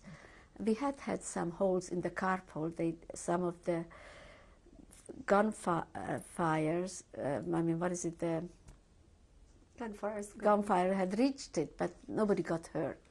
So we arrived to Vienna, crossing the border from Hungary to Austria. You were fired upon. Right. Do you know who was firing at you? Well, it must have been either the Russian or the Hungarians. Who was in the truck with you? Do you recall what languages were being spoken, or who was there? Was it Jewish people? Was it non-Jewish people? Mostly. They tried to gather the Bricha was trying to organize as many people as they could to get them across to the English zone, so that would be safer than the Russian, because you didn't know what the Russians, where they were standing at that point. And the Bricha leaders, yeah, what nationality were they that organized this? I think they must have been either Hungarians that they were trained to do. They spoke Hungarian to you? I think so. I was very timid. I tried to speak as little as possible because you don't know which word was wrong and which was correct. Besides that, I was always timid. Not anymore. Not anymore, but it took me a long time. I was always in the background. You crossed over into Austria. Mm-hmm. Where did you go from there, and what happened to you? Well, there was a transit camp from Austria before we went to Vienna. I don't know the name. I don't remember. Do you have any names that you can bring me up? Were you in an institution or? Yeah, we were at the Rothschild building. Yeah, that's the one. That was in Vienna. But prior to that, before we reached Vienna and we reached, I think, Vienna from the Hungarian border, then we had to stop somewhere else. But these Brichas looked after them. We went to the Rothschild home. I think it was a building that was converted specially to house Jewish refugees. What were the conditions like at the Rothschild hospital when you arrived? But we arrived, well, it was primitive because there were so many people had to be housed, and I think we got mattresses, whatever. And whether there was the UNRWA was operating or the Joint Distribution Committee was operating, and as I told you, my uncle said, get away where the Reds are. So we were trying to go further and further. However, as I remember, my sister and I, we were in Vienna. I even remember going to a concert with Yehudi Menuhin, and I don't know how on earth we had the guts to do it, or what made us even the desire to do it. But anyhow, I guess we were young. We didn't realize the seriousness of the consequences what we had experienced. I don't think we had really fully understood it. It didn't penetrate yet. Do you remember what month or season this was happening in 1946, when you reached Rothschild Hospital? I think we didn't have to wear coats, so it either could have been spring or fall. I don't know. What did my sister remember better? I don't know. I really don't know. From the Rothschild Hospital, where did you go from there? Oh, the stories were flying always, and everybody came up with different rumors going, this is the best place to go, and this is the best place. And you didn't know who to listen. And we ended up going, I think, to Salzburg. There, it was a beautiful area. And there we had acquaintances there, but we didn't really, that was still Austria, wasn't Germany. And they were limited that they could take people, so they're trying. The Joint Committee, I think, was trying to distribute people. They set up these DP camps in Germany, and they tried to get the people to go to rather those areas. Anyhow, so I think we moved on. We were there for a week or 10 days, or maybe even more. I don't remember. But it was beautiful there. When we got together with all kinds of refugees coming from all over, everybody had a number already. This is number story 1, number 2, number whatever, because you heard it so many times that the mind couldn't even comprehend.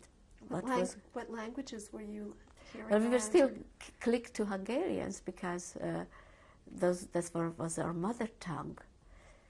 And then when we came to a refugee camp that we sort of more established, where all kind of Jews had gathered from Poland, Romania, Czechoslovakia and Russian, so we had to use a common language, which was Yiddish. And my Yiddish as a child was very limited, ja and nein. But being together with all these, and being in Germany, I guess you picked up much more knowledge of the Yiddish. And, you learn and you get along with it, and everybody had different stories. My mother spoke a good Yiddish. What was the name of the DP camp that you first came to? The first one, I think, was it Heidenheim? No, or was it, wait a second. Heidenheim. Oh my gosh. I have a blank now. You were in Heidenheim for a period of time? Yeah. And there was another one, Schwäbisch Hall is the one that we ended up the longest. What do you remember about Heidenheim? Oh, we had barracks, and we had, the UNRWA came to help, and we had to get food from them, and they were very sympathetic, and we signed up with them, so they brought us whatever they could as far as helping the refugees, and everybody was just reacquainting with them and listening to different stories how survived, and we were still trying to find out. At that time, the camps already dissolved, and whoever had made it, who met whom and who had seen what they can tell us. For instance, my brother who had not made it, so we were trying to gather information, our grandparents. My mother was writing about her family, aunts, uncles, sisters. Do you recall in what area Heidenheim was located, or what city it might have been close to? We were close to, I think, at Heidenheim. I think it was it Munich? You know what? I don't know. Do you recall who was in authority? What soldiers? What language they spoke? Who were the Americans? It was in the American zone. It was in America. That's why my uncle from New York had said to us that we should try to get to the American zone. That was important. So thought from there we should be able to get exit quicker. And in Heidenheim, what nationalities did you meet? What languages did you hear? Who made up most the of population? Well, being that we were not that fluent with Jewish, so we probably congregated more or less with the Hungarians, but there were many others. There were nationality. Others there too. Yeah. Were there non-Jews there as well? Well, at the time that you were in Heidenheim? I don't know. You weren't aware of that. What was around the perimeter of the camp? How did you know when you were leaving the camp and when you were in the camp? These were low housing projects, and they were all together, sort of, and you know very well that these were, I think they had did they have a banner saying that you're entering the UN camp or something to that effect? I think it might have, or maybe it's my imagination. Were the entrances and exits guarded at all? Not really. No, we were able to go to theaters or movies or anything. We had a freedom. Freedom to go in. Yeah. And what were the living conditions like in Heidenheim? Your food, where you slept? Well, we used to go, we had, I think we had a room with my mother. I have very blurred memories in that area somehow. Do you recall where you spent Rosh Hashanah or Yom Kippur in 1946 and who you were with? In 46. Where were you? You had just left Hungary. Hungary, yeah. I'm trying to see. You know what? I have absolutely no recollection where we had spent there. I blocked it out. From Heidenheim, where did you go and why did you leave Heidenheim? Because the facilities were not that, the rumors were going on and everybody said that you have a better accommodation, where they are more established, that more interest, that you may be able to even learn a trade or going anywhere, that the conditions were better. So we moved on as it was, ended up, there was another place, oh my gosh, I can't remember. I did know it, but now it just escaped me. There was another place we went before we ended up in Schwäbisch Hall, because that's the place where we stayed most of the time. Do you remember arriving in Schwäbisch Hall? And maybe, was it cold? Was it hot? You know something? I really don't. Maybe my sister has a better memory. I think I tried very hard to block it out from my memory. What's your first memory of Schwäbisch Hall? Of Schwäbisch Hall? Well, I remember we had a home that we were assigned, and we had even a piano there. And there was a few flats. I don't know, this was an area, this was not like the low housing, but people who lived there, I think maybe the soldiers, and afterwards they evacuated the American and they're housing it. And we had a kitchen that was used by other people. We had 2 rooms and others had another room, and the bathroom, it was shared in the same corridor. How many people were sharing a bathroom in those days? I really don't know, but... was there usually a lineup? Not really. I think we were very cooperative. Very cooperative in that point. Walking through Schwäbisch Hall, yeah, and looking at the people around you.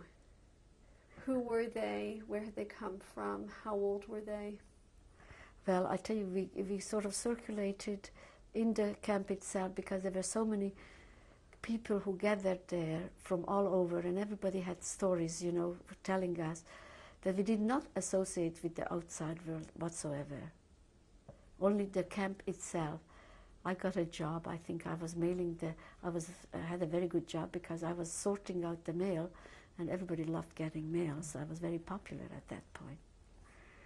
And you know, so then I got to know Polish people. She was a very nice people, and I learned my German or Yiddish had picked up, and the Ort, I think, had tried to establish some schooling there to those who had survived, to sort of continuing with the education. It wasn't education, so to say, but they called it Fachschule, which is a trade school, and they had sewing classes going on, other kind of activities. The Polish people were much more innovative, I think, than the Hungarian Jews, in the respect that their Yiddish was much more fluent. The Hungarians were very Hungarians, and Polish people, I think, were much more educated in Jewish history, in Jewish knowledge than the Hungarians. We were too patriotic to the Hungarians. We thought it could never happen to what happened to anybody else, because they would never let that come through. And, you know, so we paid the price for it because we didn't learn enough about our Jewish culture more than we had to. When you walked around Schwäbisch Hall, yeah, what were the ages of the people that you saw? Were there many elderly? Were there many middle-aged people? Were there children aged 5, aged 10? Well, young ones like that you didn't see. It was more or less our age group or older people who had either survived by hiding, or by, you know, they had bunkers that they were being hidden, or either the ones who survived the camps, and they came. But there were not too many mothers who survived, because the mothers were all clung to their offspring, and they didn't want to let go. So it was a unique time that, a unique thing that my mother was alive, and all those my age group sort of, they all cling to her because she was a mother figure in their eye, and she was very good at relating to people. She had a personality that it was admirable, not by me, but whoever had spoken of her in her later years had also always had a very positive memory about her, because she was encouraging. With all her what she went through, she became stronger. Interview with Erika Richler. Erika, you were just beginning to describe for us a little bit about the DP camp where you and your sister and your mother lived in Schwäbisch Hall. Correct. Do you recall where it was located? Was it near any major city? Yes, it was near Stuttgart. In Germany? In Germany, yeah. Mm-hmm. And who was the authority that was responsible for that camp? I think it was the UNRWA. We had the United Nations Rehabilitation. And the soldiers who were guarding it or who were involved, were they Americans? Or They were Americans. Were Americans? Yeah. When you walked around the perimeter of the camp, how did you know when you were stepping out or whether you were in the borders of the camp? Was there any? Well, there were housing units, and it was all scattered around in one area, so you knew you familiarized yourself with the people already, so you knew where you were walking. There was no fence separating you from beyond the. I think there may have been just as where the soldiers, as you entered the camp, they may have had something, but it wasn't fenced, so to say. We had the freedom of walking to the city, wherever if we wanted to. And did you do that frequently? Well, we did. I think we were young and life was unpredictable. We had a lot of boyfriends and people that we met, and we went to movie, and they had a lot of entertainments going on at that time, even in the camps. When you went into the city, Mm-hmm. what was the response of the German citizens towards you and towards the other DPs? Did you have any contact at all? Was there any? Well, actually, we didn't go on that much because everything was supplied for us by the UNRWA, and they had entertainment in the camps itself, so there was no need for us to search for outside, except if we wanted to go to a movie or a theater or something to that effect. I think they were it's amazing how quickly people had not recovered, but tried to make a normal life for themselves and go about it as normal as it could be. Again, when you would go into Stuttgart? Yes, we did. What was your feeling walking around, and what was the response of the German citizens to you? Well, we didn't have too much association with them because even though we learned to speak German at that time, but we did not seek out their friendship or anything. Were there any acts of anti-Semitism or any comments that you ever witnessed or experienced? I personally didn't come across. The camps itself had cultural programs amongst the Jews themselves, so they had enough entertainment in the place by itself. Didn't have to really seek going out to have entertainment outside, and everything was existing. We got food from the UNRWA. I think we had. Did we get stamps? I don't even remember. I think it was stamp system. What was the quality of the food like? It was okay. And I had some friends who had immigrated earlier to Canada and sent us packages of food, so we were very excited about that. The food was all kosher at that time? Yeah, we were able to maintain kosher. You referred to several times to the cultural activities. What kinds of cultural activities went on in the camp while you were there? And they would put up plays, and I think they have an orchestra, and I think we even had a piano in the place where we stayed, and we took even piano lesson, but I wasn't that interested in it. It wasn't exactly what I needed at that point. We went the Ort had established some Fach schools to teach people for profession, but it was not very organized. I went to a sewing thing, but I was never interested in that. And other than that, I don't know. We went to. I think we had hoped to go to the United States. So my mother had obtained different papers at one time. Thought that if she changes, the Hungarian quota was very limited, very small.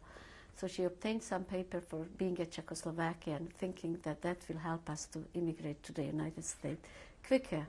However, when we went to the consulate where they questioned you, they realized that our papers did not correspond with truth, and immediately they had disqualified us ever entering to the United States, as a Czechoslovakian, because they had a higher quota than the Hungarian. Anyhow, it was ordeals from ordeals from ordeals. At one point, my mother decided, I had 2 aunts in Belgium, and we were getting tired of being in DP camp, and I didn't see the Hungarian quota was very slim, that, all these uncertain times living like refugees from camp to camp and not making a life of yourself. Years go by, and decided to send me to Belgium to one of my aunts, which was more normalized than Germany. And somehow or other they made arrangement with the not the conductor, the one who keeps getting, checks the tickets, that he was paid off by my aunts and uncles in Belgium, that I was going to go and they would meet me. And the conductor will know anything about my arrival. Anyhow, I was sitting in that train. I don't have to tell you, I was in such pachad, it was such fear. I don't know how I made it, and my mother was kind of reluctant, but we were desperate already to get out to a normal life. And I remember boarding that train and sitting in the corner and waiting for that conductor to come by, because he's supposed to have known that I was on the train.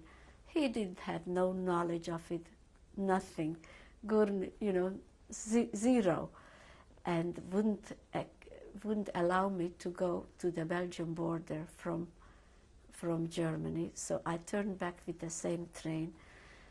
And my mother was the happiest when she saw me. However, it was an ordeal, because at night it wasn't a very simple train. I had to transfer, and I overnight had to stay in a waiting room that was full with American soldiers, and they were, in my eyes, they were huge, and you just don't know a girl alone traveling. I was in such pachad, I was in such fear, that my mother saw me getting back to somehow or other I managed to come back. I don't even know how and if I had the tickets coming back. She says that was the happiest time, because she was reluctant to send me as a young girl, go and alone, without papers, without anything, to just like that the conductor is being paid off and cross you a border. Anyhow, when I came back, she always said that was the happiest moment, when she saw me back and we were together again. Back in Schwäbisch Hall. Back in Schwäbisch Hall, because it was, it was our most formative year, when a person is being developed and make something of yourself, and spending your time aimlessly and not knowing, where to end up. And she didn't want to go to Israel at that point, even though the Brucha was trying. But it was a big turmoil, and her experience being sent back from Palestine at that time, she was scared going again. She believed in, I guess, in Beshert. It wasn't meant to be. However, then she did end up in Israel. But so I came back, and she was the happiest. And then we were trying different ways, because the Hungarian quota was very limited. So there was one point, we had fun in a way. Carelessly, because we didn't have any obligation or anything, but we lived in a very uncertain time, our most formative years, when you can learn something, you can make something of yourself, and was aimlessly spent. Having a good time wasn't interesting. Go out with, with friends and go to a movie. It wasn't certainly something that you want to make your life of. And we were trying to, and then we heard that Canada was able to, requesting orphan children to immigrate to Canada. Anyway, we didn't know how to go about it, but we were desperate, and seeing that the Hungarian quota was so very limited, and in those days the doors were not open as they are now. Had you attempted to apply for immigration to Canada before? No. As we had to make ourselves younger again, assumed somehow or other, I had aunts and uncles, my mother had, and asked for, from my home my paternal side, if we can get my cousins' papers, who were younger than us, because Canada came out with a law that under 16, they will take in orphan children. So we tried to obtain other papers. So and I had cousins in my paternal side who were younger than us, because my mother was whatever, her husband was older, I guess. And we got this paper and we went to the UNRWA, I think it was the UNRWA who had sent out Canadian people who interviewed you. Oh, I was in such pachad, I was so nervous, because again, to go with false identity, we made ourselves younger, because that's the only rule, you had to be under 16.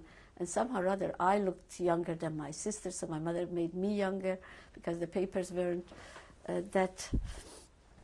that's how it came out, and my sister was older, and she was the brave one, and I was always the timid one. So you were applying to immigrate to Canada as orphans, and so we had to deny our mother that she existed. And they were sympathetic, I think, the people who had interviewed you. You had to go to different papers and different health certificate. They put you through whether, you were qualified to come, because if you had tuberculosis, you were not allowed to come in. And our whole statutes had to be changed. That was an ordeal, because all the lying going around, and you had to repeat the learning and denying my mother. It was very painful, because this is something was so precious that finally we had a mother who has survived, and we had to deny her and make ourselves orphan. It was a very painful experience, because my mother was a very popular person amongst all the girls, and leaving her behind, because she couldn't come with us. She came out later on as a domestic, because that's the only way Canada opened up its doors.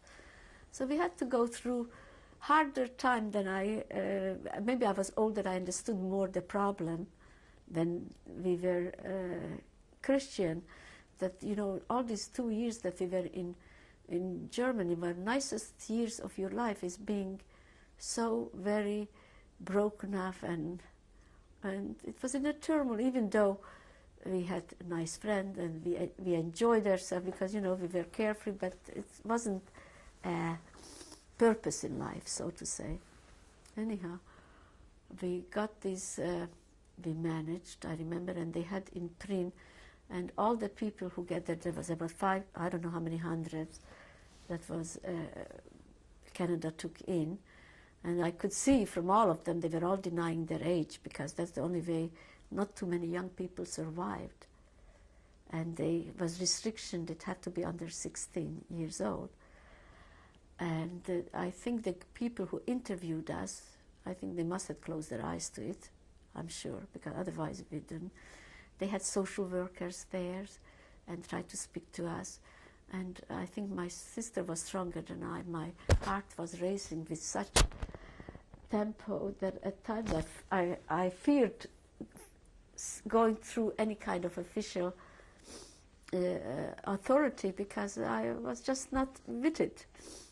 Continuous lying and continuous denying who you are, what you are. I was so confused, I didn't know where I belong anymore. Was there any other opportunity at all available to you to immigrate to any other Western nation? Not really, unless we wanted to be smuggled, as I told you, I wanted to go to Belgium, it didn't work out.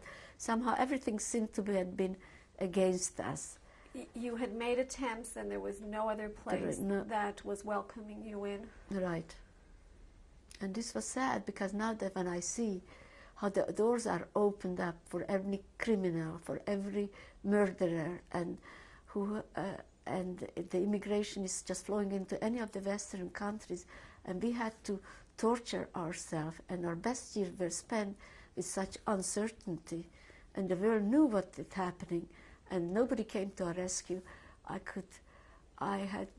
was very painful, and I think more as I've gotten older, I realized that how many of your precious years we wasted, which nowadays, it's not happening. the world is open and they get you to come in, and whoever is suffering, never mind going to a concentration camp, just any kind of ordeals, the door is open to them. To qualify for the orphan project, Yeah. you assumed the name and identity of a cousin. The cousin who was younger, because my age group didn't fit in, because Canada had restriction, I think, till the age 16. How old were you at that time? 44. I was 18. You were 18? Yeah. So you had to get other identity. Besides, I was getting confused. First, I had the Hungarian, my own identity. Then to learn the Christian identity, I didn't even know where I belong anymore. And the hardship also had played tricks on your memories. So sometimes you had to be careful and repeat. And who am I? I was getting confused at myself. The identity that you needed to assume in order to qualify for the orphan program. Yes. What was your full name according to this identity, and your birth date and place of birth? Well, I assumed, as I told you, a cousin of mine who came from my father's side, from my paternal side, was Judith Schwartz, and the father's name was different, the mother's name, and the year was also, I made myself in 1933 against the age, so it was almost a 5-year difference, which was quite something. Of course, needless did I know that it will be a hindrance later on. According to this identity, who were your parents? My uncle and my aunt. And their names? Was my uncle's name was Bela. That's a spelled B-E-L-A with an apostrophe on the A, and my mother's name was Laura Sternthal. Yeah. And it was a continuous fear for it, because we didn't realize it, that maybe somebody will realize it, who we were, and also the people who interviewed that. I remember my heart racing with such speed, and you tried to look younger, so you even curled yourself up in order to, not that I was tall, but nevertheless, even to assume that I was younger than I am. But then I remember we coming out, we were in Prien, that was in Germany, and we were in a camp gathering, and they were all young people, so how much can you be, how sad can you be? So there were times when we were having fun amongst us, because we were amongst young people and not knowing where we will end up. And it took us about 4 weeks from Prien till we went to Bremerhaven, and we came on the boat, and that was also an experience, because it was a military boat where they brought over domestic, and it was, I remember, wasn't rooms or anything. You slept about, I don't know, by hundreds. They had cots set up, like it was an army boat. So it was cots set up, and that you had to go to the shower, you had to wait in line, and they had a kosher kitchen for some. And do you recall the name of the ship? Yeah, General Stewart. In the group that came over together with you on the General Stewart, were there any children who were 5 years old or 10 years old that were obviously children? Sure, we did. We knew. There were some? Mm-hmm. The majority of the people together with you, how old would you guess what their age was? Some were younger, some were old. Oh, we had interesting stories, because there was a man, a husband and wife, and I think she was pregnant, and in the same time we arrived, and she had a miscarriage. So you can imagine how we were, how terrifying they must have been. I mean, to order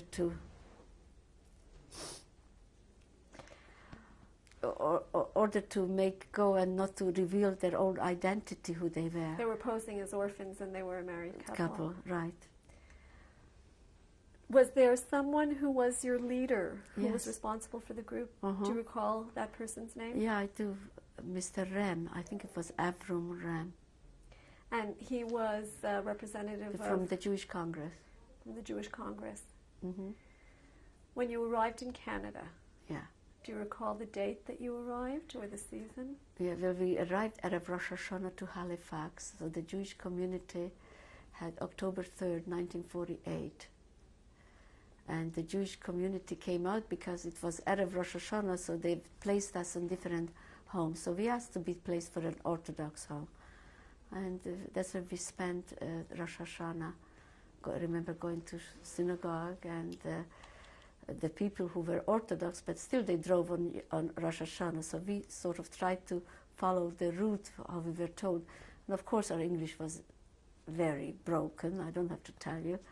And everything was so new to us. I remember I didn't even see a Kleenex at those days. I mean, and the way how they threw things out. I mean, we came from a very impoverished area, and here it was just everything available, and everything was plentiful. How long did you remain in Halifax? In Halifax, till after Rosh Hashanah, Erev Yom Kippur already, we came to Montreal, and the Jewish Congress was waiting for us. I think we went to on Gin Men's, they had holdings, some kind of a place where you registered, and they had homes who took us in for the period of Yom Kippur and Sukkot. People came to offer their homes and their hospitality. And we stayed with them for the Yom Tov. But however, we were so foreign in this area. I remember in Gin Men's that they had this center. So we followed the streetcar line, walking in from, we stayed in Snowdon on Victoria, so which was a long distance, and we walked on the line of the streetcar to get to the Gin Men's, where we would meet all our contemporaries that we came across and who were familiar to us, in order to be on Yom Kippur.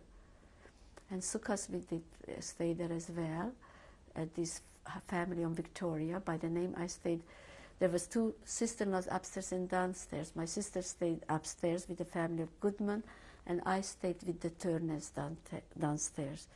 It was rather strange, but I mean, we didn't know the custom here. We couldn't really communicate. We couldn't tell.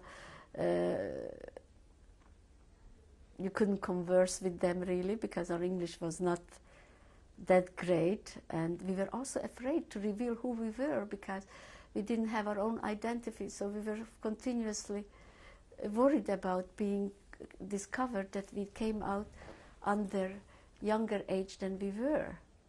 So this was our continuous fear as well. And our name changed, so tried learning again, and it was an ordeal from A1. If you could just tell me a little bit about the life that you built for yourself here in Erika, in Canada. Oh, well, you know, it was we were very anxious to get our mother here, and befriended by the name of a Globerman family who were Hungarian origin, and we rented a room. Actually, the Jayas, I think, helped paying for some of the upkeep for us. And we had social worker, a Greta Fisher, who was looking after our needs and advised us where to go, and checked us out what were our interest in, what we would like to be working. And she helped us with our emotional problem. When did your mother join you? She arrived on Pesach. Canada had requested domestic, and because of that, she was able to come out as a domestic. So by that time we made acquaintances who had applied for her as, you know, requesting her being a domestic at their house. So this way they were, you know, she didn't have to work as a domestic, but these Jewish people had declined their need for her. So when she came across, so we tried to rent another place, you know, sublet, an apartment. Not an apartment, but a room somewhere, and we didn't have that much fun. My uncle from New York came over to visit us, and we had an apartment. And my mother was trying to do some. She went to a yeshiva they had, and she was doing cooking there. And we worked as my first job. Also the Jayas had looked for positions for us, what we could do. There was some seamstresses in a very fancy salon in Westbound. It was very interesting. Wrote a diary and kept a diary about our daily happening. It was very not interesting, I should say. During these years and your first years in Canada, did you receive any other news about your extended family members? Well, we heard stories. Rumors were flying all around. And, we all kept together. We used to go to the center and meet our contemporaries. And this one knew this one and that one the other one. And vice versa. Of your aunts and your uncles, your cousins, the cousins whose identity you assumed. Yeah, they perished. None of them came back from that family. They were about 5 of them, or somehow none of them survived. And there was only one uncle who had survived and who went back where my grandmother from my paternal side lived, and she was relatively wealthy woman, and she had a general store who supplied the whole area, so she had a lot of I don't know, treasures or whatever you call it, whether it was money, I have no idea. But one of the uncles went back, and one of the Gentiles said, I know where your mother had hid her possession, and he said, I will show it to you. And they start digging, and as they were digging, the guy who was showing it to my uncle dug about, I don't know how much, a few feet from there, and he went, and with a hammer or whatever it was, he knocked him in the own, but he was digging out in his own place. I mean, it was a very sad story. And how we know about it, because there were some other survivors who were in that same area. It was very tragic. That was. Of all of your aunts, uncles, cousins, grandparents, how many survived? My uncles, few of them, but never their wife, and they all had children. And some of my aunts came back that their husband didn't come. And there were some who never made it. An uncle came back, but the wife, who was my aunt, never made it, and their children had 4 boys. The other one had other.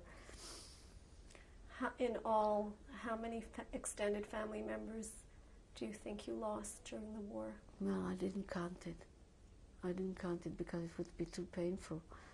And I don't know how far you go for the extended family. As far as uncles' children or aunts, and we weren't that close with my paternal grandparents, because they lived in a different area where my maternal parents lived. And I only have vague recollection how many there were. The memory fades, and especially if you don't repeat it and you don't talk about it, and there is nobody to talk from that family, so it just fades away. Richler. Mm-hmm. Erika, can you tell me a little bit about the family that you built for yourself here in Canada? Well, first of all, when we arrived to Canada, arrived in 48, October 3rd. Okay, so we were, as you had heard before, I was working in a dressmaking shop. Then at the end, it wasn't appealing to me. I went to work in this evenings or whatever. We went to school to learn English, to better ourselves. And the Jewish community was very nice. They tried to help the Jewish people at the Y. I think they had different groups going on, and they tried to include us to be part of there. And tried to make a life of ourselves. However, it was bleak. It wasn't easy from transferring from one to another. And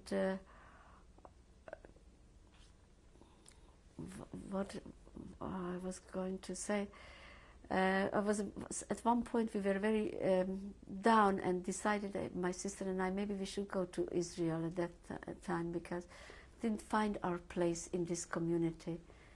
However, things were turning around. My mother had made lots of friends. She was a very popular lady and she had a lot of connection. She had a great memory. She had a good storyteller, and she had great way of getting into people, and there were not that many mothers who had survived, so many of the young people always clung to her and tried to be friends with her.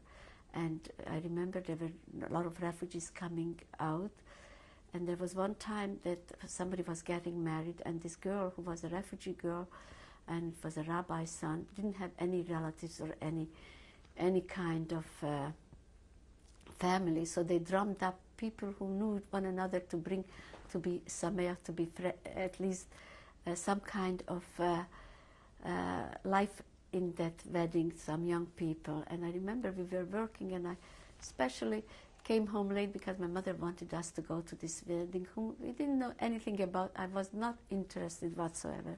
At the same time, my husband was bringing his mother to wedding.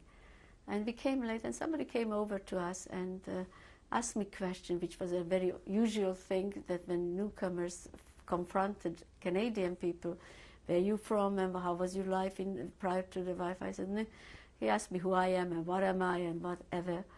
And whatever, I gave him his name, and I was at that time, I was still Judy Schwartz.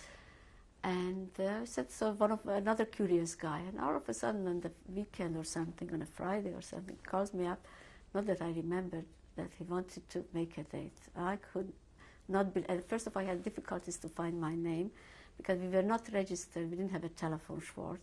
And whomever he asked who was Judy Schwartz, then he remembered that we were talking to someone whom he knew. So that guy found out my telephone number, you see. That's how I met my husband on a wedding. And, you know, the courtship became, I met him in the summertime, yeah, June, I think. And by December 3rd, I got married. So my life had changed. 1950. So I arrived here in 1948, and remember coming home, and my sister asked me, and I said, you know what, I'm getting married. She says, are you sure you understood him what he asked you? You know, because our English, I couldn't say it was perfect, but certainly not. And anyhow, so we did get married in 1950, and my life has certainly changed a great deal. Your husband's name? Is Michael Richler, and he comes from a large family who had established themselves in 1904. And as you know, they come from a family of 14. And so I immediately adopted myself to their family somehow.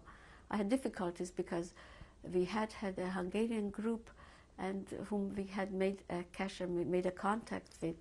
But, you know, immediately, if we got together, immediately they switched to Hungarian because the English wasn't that fluent yet.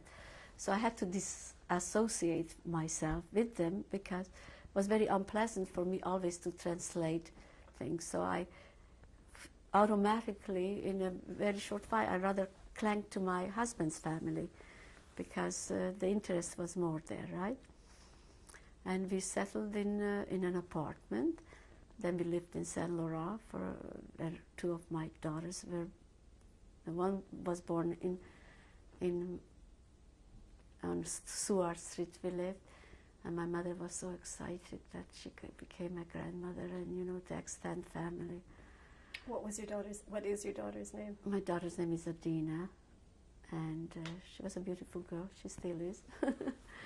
And then I had Tova, who's my second daughter. And I said, you know, where my children's names were given, or maybe I shouldn't put it on the tape. One of my brother-in-law came to, I wanted to give her Yiddish name is Chaya Yites. I wanted to give Heather. So she came to the hospital. He says, how could you think of such an anglicized name? You give a Jewish name. Anyhow, so I gave, so then my mother came up with Adina from Chaya, and then Tova. But then when it came to my third daughter, I said, I'm not going to be influenced by everybody, so I gave her Linda. And then we had another son, another child, who was Samuel, so we had established a... Then I became a homemaker and a mother, and I devoted all my time and channeled all my energy to them, and made life as they were young. I think I tried my best, and each time when they were growing up, I think I always visualized each stage, where was I when, as the years were going by. I tried to compare what was I going through at that age group. I remember once my brother-in-law was here visiting, because they moved to Toronto, and a niece of ours, who is almost the same age, because as I tell you, my husband's family was 14, and the youngest one, and the nephew was almost the same age. Anyhow, so this niece, and they were laughing away, discussing about their childhood days with so much fun, with so much crazy things, and I couldn't help it. I just had to stop. I said, my gosh, what a difference. My life story as I was growing up, we were worried about how to save our skin, and here in this continent, they only were looking about the fun thing to do, which normal for youngsters. So I was always comparing my years as my children were going on, what stage, where was I, and what was happening to me. Have you thought during your years here in Canada very often about what happened to you in Hungary and to your family? Well, inadvertently, I mean, it's natural that you go back to your roots, and especially when I did get together, we got together at the very beginning with only Hungarian-speaking people. Everybody had a story, and we all listened to one another, and that was the topic of conversation. When I remember, I used to go to the Richler family. They had a custom that every Sunday afternoon they had a tea from my mother-in-law's house, where it was plenty of people, and they talked about the war. And at that time, I guess I was shy, and there are experiences about the shortage of sugar, the shortage of this, and I used to be just thinking to myself, my gosh, this is called hardship, what we had gone through. I mean, how could you compare? But I was too shy to open my eyes till for very late years to what hardship was about. Today you have 4 children. Right. You have grandchildren. Right. How many grandchildren do you have? 13. 13 grandchildren? 13, 12. 12? Maybe there's another one on the way. Yeah. Yeah. Where are your children living today? Well, my oldest daughter married an Israeli. You know, my husband was very Zionistic. I wanted to know that he went to Israel before 48. He wanted to establish himself. He couldn't do it, so he came back. So I think we ingrained in them Zionism at a very young age. And they all went to Hebrew school, and my oldest daughter went to Bar-Ilan University. Was reluctant to let her go because close family, but I always thought of it, if I had had a chance to go somewhere, and my selfish reason, my mother wouldn't have allowed me to go, I would be resentful. So I gave in, and she did go to Israel, where she went to Bar-Ilan University, and that's where she met her husband, and they live in Israel. And the other children? And the other children, they were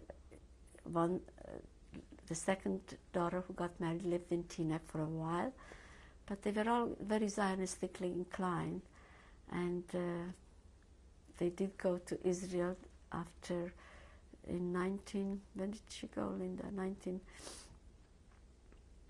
It's 12 years already, so what are we now?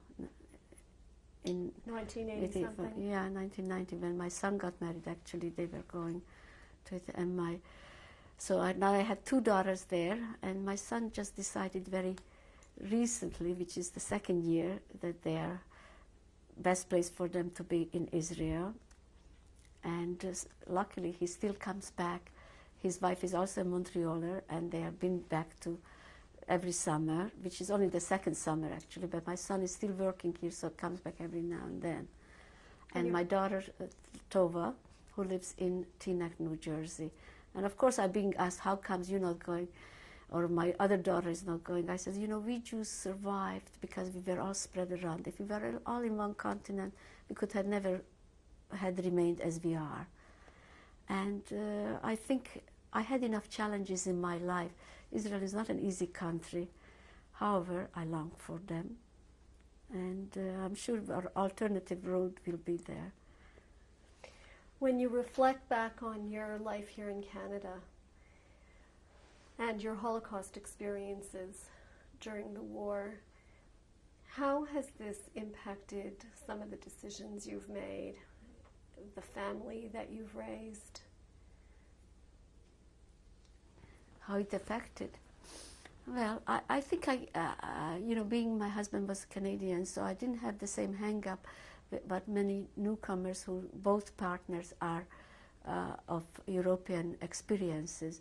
So, I had adapted myself in many ways of his thinking, and maybe that made it easier for me to let go. However, I'm not happy about it, but I have to learn to accept it, that they are fair, because to me, I think my children expressing themselves that they have very fond memories about their childhood days. I think I was always there for them. I was in the position, thank God, I didn't have to work, so I was always at their need, even if they opened the door and they just saw Mommy and they know that I'm here, not necessarily they need me, but they know they were here, right? And one daughter lives in Teaneck, in West Hampstead, in the state, Long Island. Erika, for the future generations that will learn from you by watching this tape, for your children, your grandchildren, your great-grandchildren one day, what message would you like to leave for them? What would you like to say to them? Oh, are you posing a question that I don't know if I'll be able to answer you? Just to be brave and hold on to the Yiddishkeit, and your message would be that be good to each other. I want to thank you today for honoring us with your memories. Oh, I'm sure I left out many because I have very precious memories about my mother. She was a very strong personality who had created a lot of good feeling in me, that not having a father, and she was compensated with many things. Thank you, Erika. Oh, you're welcome. And I'm sure afterwards I said, boy, did I miss out a lot. I'm Adina, daughter number 1. I was asked by Paula how I felt about this whole experience, and I just have to say very mixed feelings. On one hand, terrible sadness, like hearing part of the tapes of what my mother went through. At an age when an adolescent is struggling with defining their identity, it came across so loudly, her struggle in having to cover up and to deny her identity, and the fear and like the basic security that we all take for granted, that the lack of security that she had every day, all the day. And on the other hand, she's come a long way. I'm sure my siblings will elaborate about where we are now, and the feeling of maybe triumph, and that where we all are, and where maybe the triumph of a person who went through what she went. And my mother is an individual. When she described herself in the tape as very timid, I don't think anyone today would describe her as very timid. And we're very proud of her. And it's been a very, very special experience for us. And we thank you very, very much for enabling us to be part of it. Tova. All right. Well, I'm daughter number 2. Came in from New York with my husband Robert today to be here. And all right, for now I probably should bring some notes. But that's always the case, Daddy. Anyhow, 2 years ago, in 1995, my mother, Linda, and I went to Hungary to visit my mother's hometown. I was always interested in her story and to actually experience, first, visualize where she lived and where she grew up and some of the experiences. We also took a videotape. But unfortunately, it's not my expertise. We did see the area. Unfortunately, the house where my mother grew up is no longer there. A little bit of a disappointment, and I'm just glad that we had another opportunity to do this professionally, and I'm anxious to hear the actual entire videotape and maybe compare to what we heard 2 years ago and see if there's any differences. And again, it's wonderful to be here with everybody. Okay, I'm Robert Thee. I'm Tova's husband and Erika's son-in-law. And I'm very glad that my mother-in-law had the opportunity to do this. My father, who passed away 8 weeks ago, did this interview a year ago, and it was a very important legacy that he left the family. My mother, who passed away 10.5 years ago, was an Auschwitz survivor, and I'm just sorry that she didn't have the opportunity to do this back then. I'm Linda, daughter number 3. I think after the trip that we made with my mother, Tova and I went with my mother to Hungary. I think after that, I'm not sure what sequence it was. I had also gone to Poland to March of the Living. I started talking to my mother about actually looking into this program because we were very much aware, my husband's very much involved in March of the Living, or was at the time. And my mother said to me, I'm not a survivor, why should I do this? I said, you're not a survivor? She said, well, I didn't go through the camps. I think that when my mother went through this experience now and relived the experiences that she had then, she realized that what she had was very, very close to what everyone would call a survivor. And it's a different aspect that people need to know about for the people who are not in the camps and the type of lifestyle that they had. So we want to thank you for doing this, and we're also happy that we're all here to give you the support for it. Son number 1, Shmaria. Shmaria, now known as Shmaria, otherwise known as Samuel. And this is my wife, Lainey. And my oldest son, Daniel. Son number 2, Yair. Daughter number 1, Rachel. And son number 3, Alicia. Unlike my sisters, I didn't have the opportunity yet to accompany my mother to her hometown in Hungary and to see firsthand some of the and to hear firsthand some of the experiences in Europe and in Hungary. And this is an opportunity to hear that, but I think my wife will speak a bit about it. I would just like to say that knowing what the Germans, Yimach Shemam, try to do to us and how they try to destroy us as a people, us standing here, and we're not all here. Fortunately, as many of us are here that are able to be here with my mother, all the children, maybe not all the grandchildren, or all the sons-in-law. However, we're here to show, first of all, I think it's something special that one can see from our family, that all of us are Shomer Mitzvot, all of us have continued in the tradition of the Jewish people. And whatever the Germans try to do to us has been unsuccessful, and we're 3 of us are living in Israel now, and hopefully we'll all be there one day, and to live a Jewish life full of being Shomer Mitzvot and following the path of the Torah. I'm the only daughter-in-law.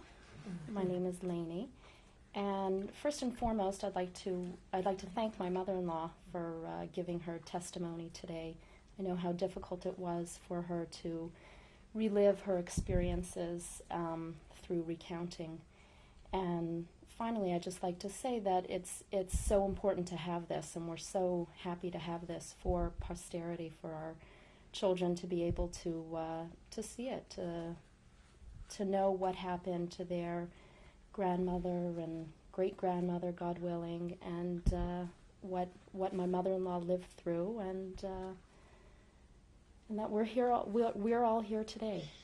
And you are this testimony. Mike, do you have anything to say? Yeah. Yeah?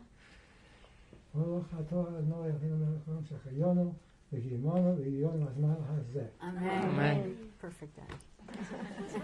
Well, I'm Elizabeth, Erika's sister. We have survived the same experiences. We have had the same experiences, and I'll have my turn to relate it at the future time. Oh, thanks. Oh my, this looks like all of a sudden I feel like a celebrity. You are, Mommy, you are. 15 minutes, Mommy. 15 minutes. 5 hours. I know what you thought you was going to say, Linda. Say it. No, you don't want to know. Are we over? Okay. The phone is ringing. Erika, can you share with us who we're looking at in this picture? Certainly. Yeah, there is my father on the left-hand side, whom I had never had the zchut to know. He died at the age of 27 of tuberculosis. And on the right-hand side Sorry, can you just remind us your father's name? my father's name was Chaim. And where do you think this picture was taken and when approximately? I have no idea, and I couldn't tell you where, because I never questioned, never even occurred to my mother to ask about those details. You know, my mother was only married about 6, 7 years to him. He was 27 when he died. And my mother was, she died in 1979, 19 years ago. She had, as you know from my story, she had a very turbulent life. At the end, she ended up after we had came to Canada and we were both married, my sister and I, she moved to New York where she remarried, and she lived there for many years. Then her husband unfortunately died again, and then she remarried a third time with the idea that they go to Israel. And she lived in Israel for a very short time, for about 2 years, but she was buried there. Once she came back to Montreal after her third husband died, and she lived here, but one time she said, Erika, I bought such a beautiful place in Israel. It's quiet, great neighbors. We couldn't figure it out. It was in the cemetery. So she made sure that she was buried in Israel. She died in Montreal, but she is buried there. And your mother is in which picture? In the center. And when we are above, she's, my sister and I on either side. On the right-hand side, there is a picture. That's my mother, and the two of us, my sister and I. Which one are you? I am on the right-hand side, my sister left side. And your sister's name? My sister's name is Elizabeth. And then I have under my father's picture, on the left-hand side, my mother in a beret, my brother Avram, who had passed away, who had the meningitis, and my sister, I, and very faintly my other brother Yaakov. How old do you think you might have been in these two pictures? Who, my father? How old were you? How old? I don't know, maybe about 6, 7, could be. The pictures were taken in your bator? Uh-huh. Okay, thank you. And we found this in the amongst the garbage after coming back from our hiding places. Who are we looking at? We are looking at my maternal grandparents, Moshe Bailush, and my maternal grandmother, Chaya Bailush. Ornstein was her maiden name. And these are the grandparents whose house actually we moved in after my father passed away. And my mother did, as you heard in the tape, a lot of traveling for him, because he, being as a very Jewish significant, very obviously with the outwardly Jewish, was afraid to being harassed by anti-Semitism, so my mother did a lot of traveling for him. Can you guess as to when and where this picture was taken? I would be really a mere guess. I would have to go back in the 1940s something, but I wouldn't know. It must be in the early 40s, I guess. And do you see the signature across the name? Yes, I did, yeah. Yeah, that was his signature, which I never even noticed because it's nice magnified, so you can see it much more clearly. Thank you. Who are we looking at in this picture? We're looking at my grandmother in the left-hand side, and on the left of her is an aunt who did not survive, holding a child. Another aunt who did not survive neither, because had children, and my youngest aunt who was not married at the time, but she stayed with their grandparents, and that's the reason she didn't come back. All of those are all gone. I mean, they were all in the concentration camps, victims. Erika, can you identify each person by name for us? Yeah. I'm going to go from the left to the right. The first one is Gita. Then my aunt, what was her name? Böschke, which was a Hungarian name with a child, which would be equivalent here like Rose. My grandmother, whose name was Chaya. Chaya, and her family name? Name was Bailush, but her family name was Ornstein. And my other aunt to the very left, her name was Frida. Her family name? Was Paschkes. And the other one who was married with a child was Silver. Do you know the names of the children? No, absolutely no collection. I don't know which one they were. Do you have any idea when and where this picture was taken? No, because I think we found it in the garbage, and this is a copy, and maybe the original had the date, but this one doesn't. Thank you. Erika, who are we looking at in this picture? You are looking at my sister and I. I am on the right-hand side, and Elizabeth is the left side. I am Erika Schwartz, of course, at those days. And as you see, we in Hungary, we were very patriotic. This was the Hungarian costume, and we had the Hungarian csárdas we had to perform in school. And this was the clothes, the uniform clothes that we had to wear.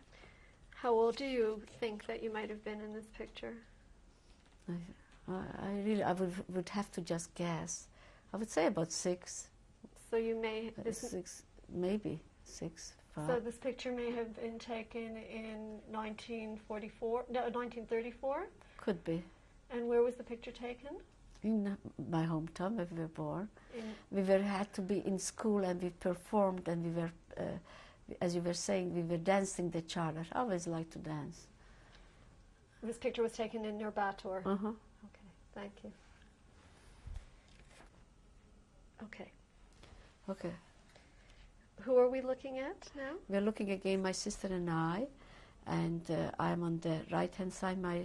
I'm Erika Richler, and my sister Elizabeth. This must have been also about, I don't know, 12, 13 years old. We were in school. Where was the picture taken? It was in Nurbator, where we were born. And your sister's family name? Zinerna. Thank you. You're welcome. Erika, who are we looking at in this picture? Well, we're looking at my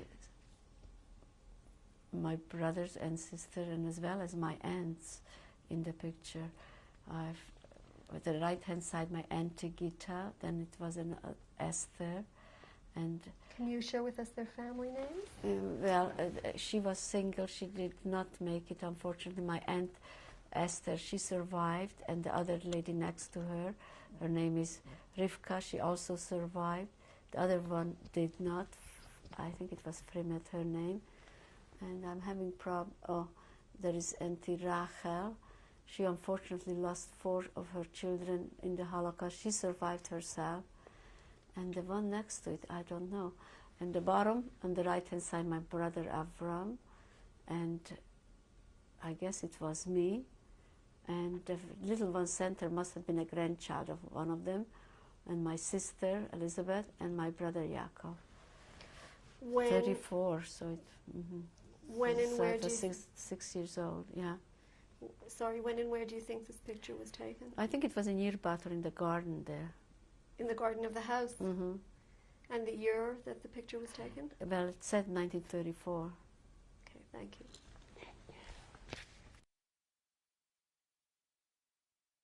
To assume, at the time when we had to assume Aryan identity, and this must have been in 1944.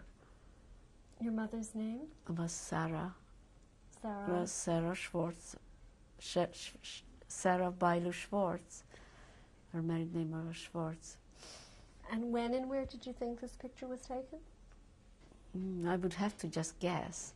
But it might have been because we were in Budapest and you had to have identity, so probably this was one of them.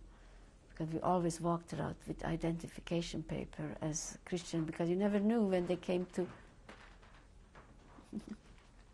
So it was probably taken in 1944 in Budapest? I guess so. Okay, thank you. All right. Am I ready? Okay.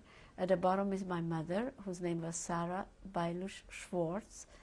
And the left-hand side, my sister, Elizabeth Zinner, and me, Erika Richler now.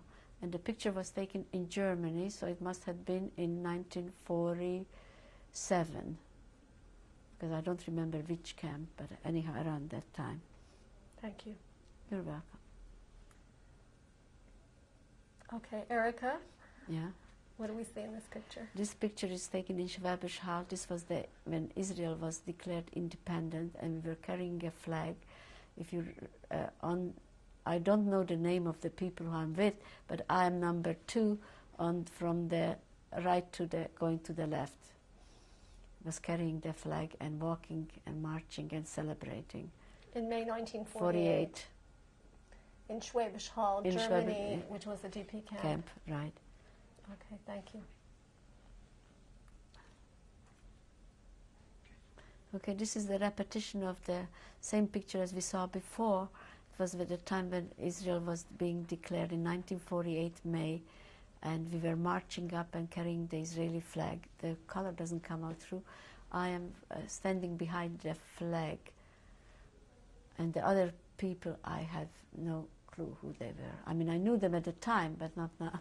Erika, can you tell us how you celebrated Israel's independence? We were marching up, and singing and dancing the hora, and rejoicing about finally getting a country of our own. It was a very traumatic experience and a very emotional time. Thank you. Yeah, are we on? Yeah, this was in camp, also in Schwäbisch Hall. They had committees, and you had to vote in for them who is running for who, because we were trying. The UNRWA was trying to run an organized camp, and there was for different positions people were running, and I gather we were voted for number 2. That's what it would be about. Can you just identify who we're looking at? Yeah, to the right-hand side is my sister Elizabeth, and the left is me, Erika Richler. And this picture was taken in 1947 or so. Okay, thank you. Yeah, this is a picture when we arrived here. Soon after we arrived, I imagine it must have been a couple of months. These were all newcomers, and they were taking pictures of us. I have no clue of the identity besides my sister and I. I'm on the left-hand side. There is a person, someone whom I can't identify, and the next one is my sister. And even here we were identical dressed. My mother always liked us to dress alike. Can you please just identify for us your names and the year the picture was taken? The picture was taken in 1948 or 49. It may have been in the spring. And it was in Montreal. And where it was, I don't know, the newcomers had a new club or something. It may have been an occasion of celebration of some sort. And we were all together. Thank you. You're welcome. This was my late mother. This was taken in Israel. She moved to Israel in 1969. She lived there for a very short time, because then she took sick, and then her third husband, whom she married with the condition that they moved to Israel. But she was very unhappy because both of us lived here. But then she came back again. And your mother's name? My mother's name was Sarah. Her maiden name was Baelish, but seeing that she was married 3 times, so she had her last name was Ehrman. Thank you.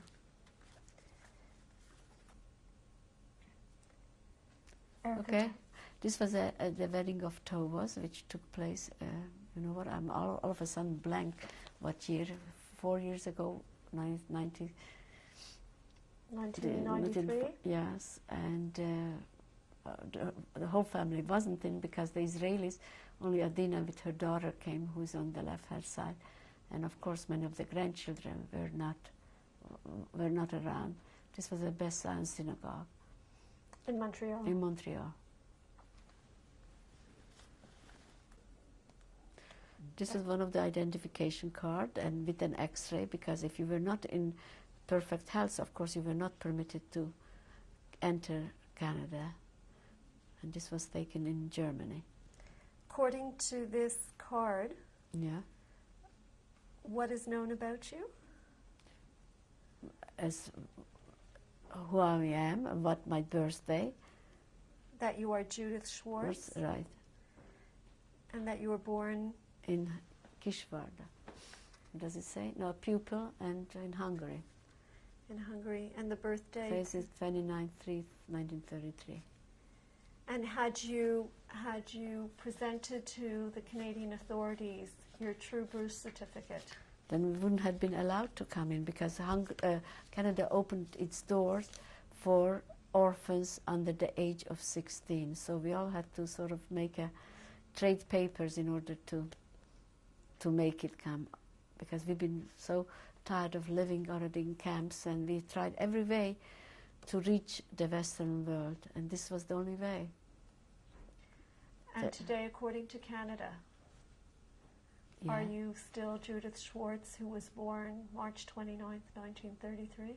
I am, because I just was too complicated to change name back, and I was warned that I may be considered that I committed a fraud if I do it, so I remained as such.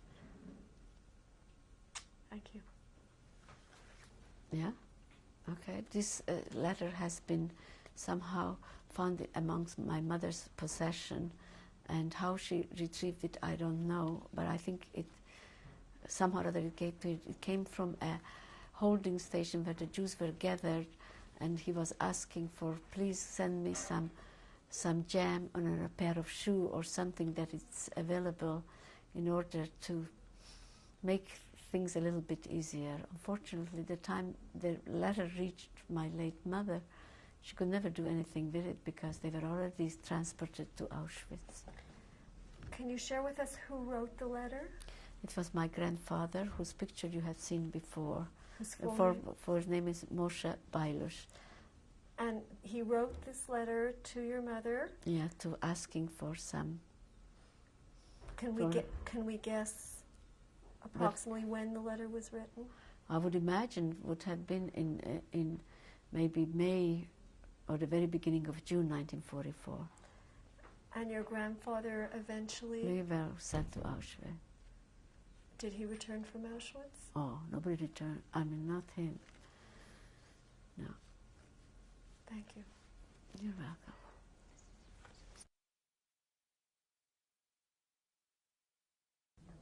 Okay, we like to finish on a happier note, and these are my 4 children. My last child who got married, that's Tova, and let me start from the right is my son Samuel, there is Tova, Adina, and Linda. And thank God they're a happy family, and they give me great joy and pleasure in life. That would be it.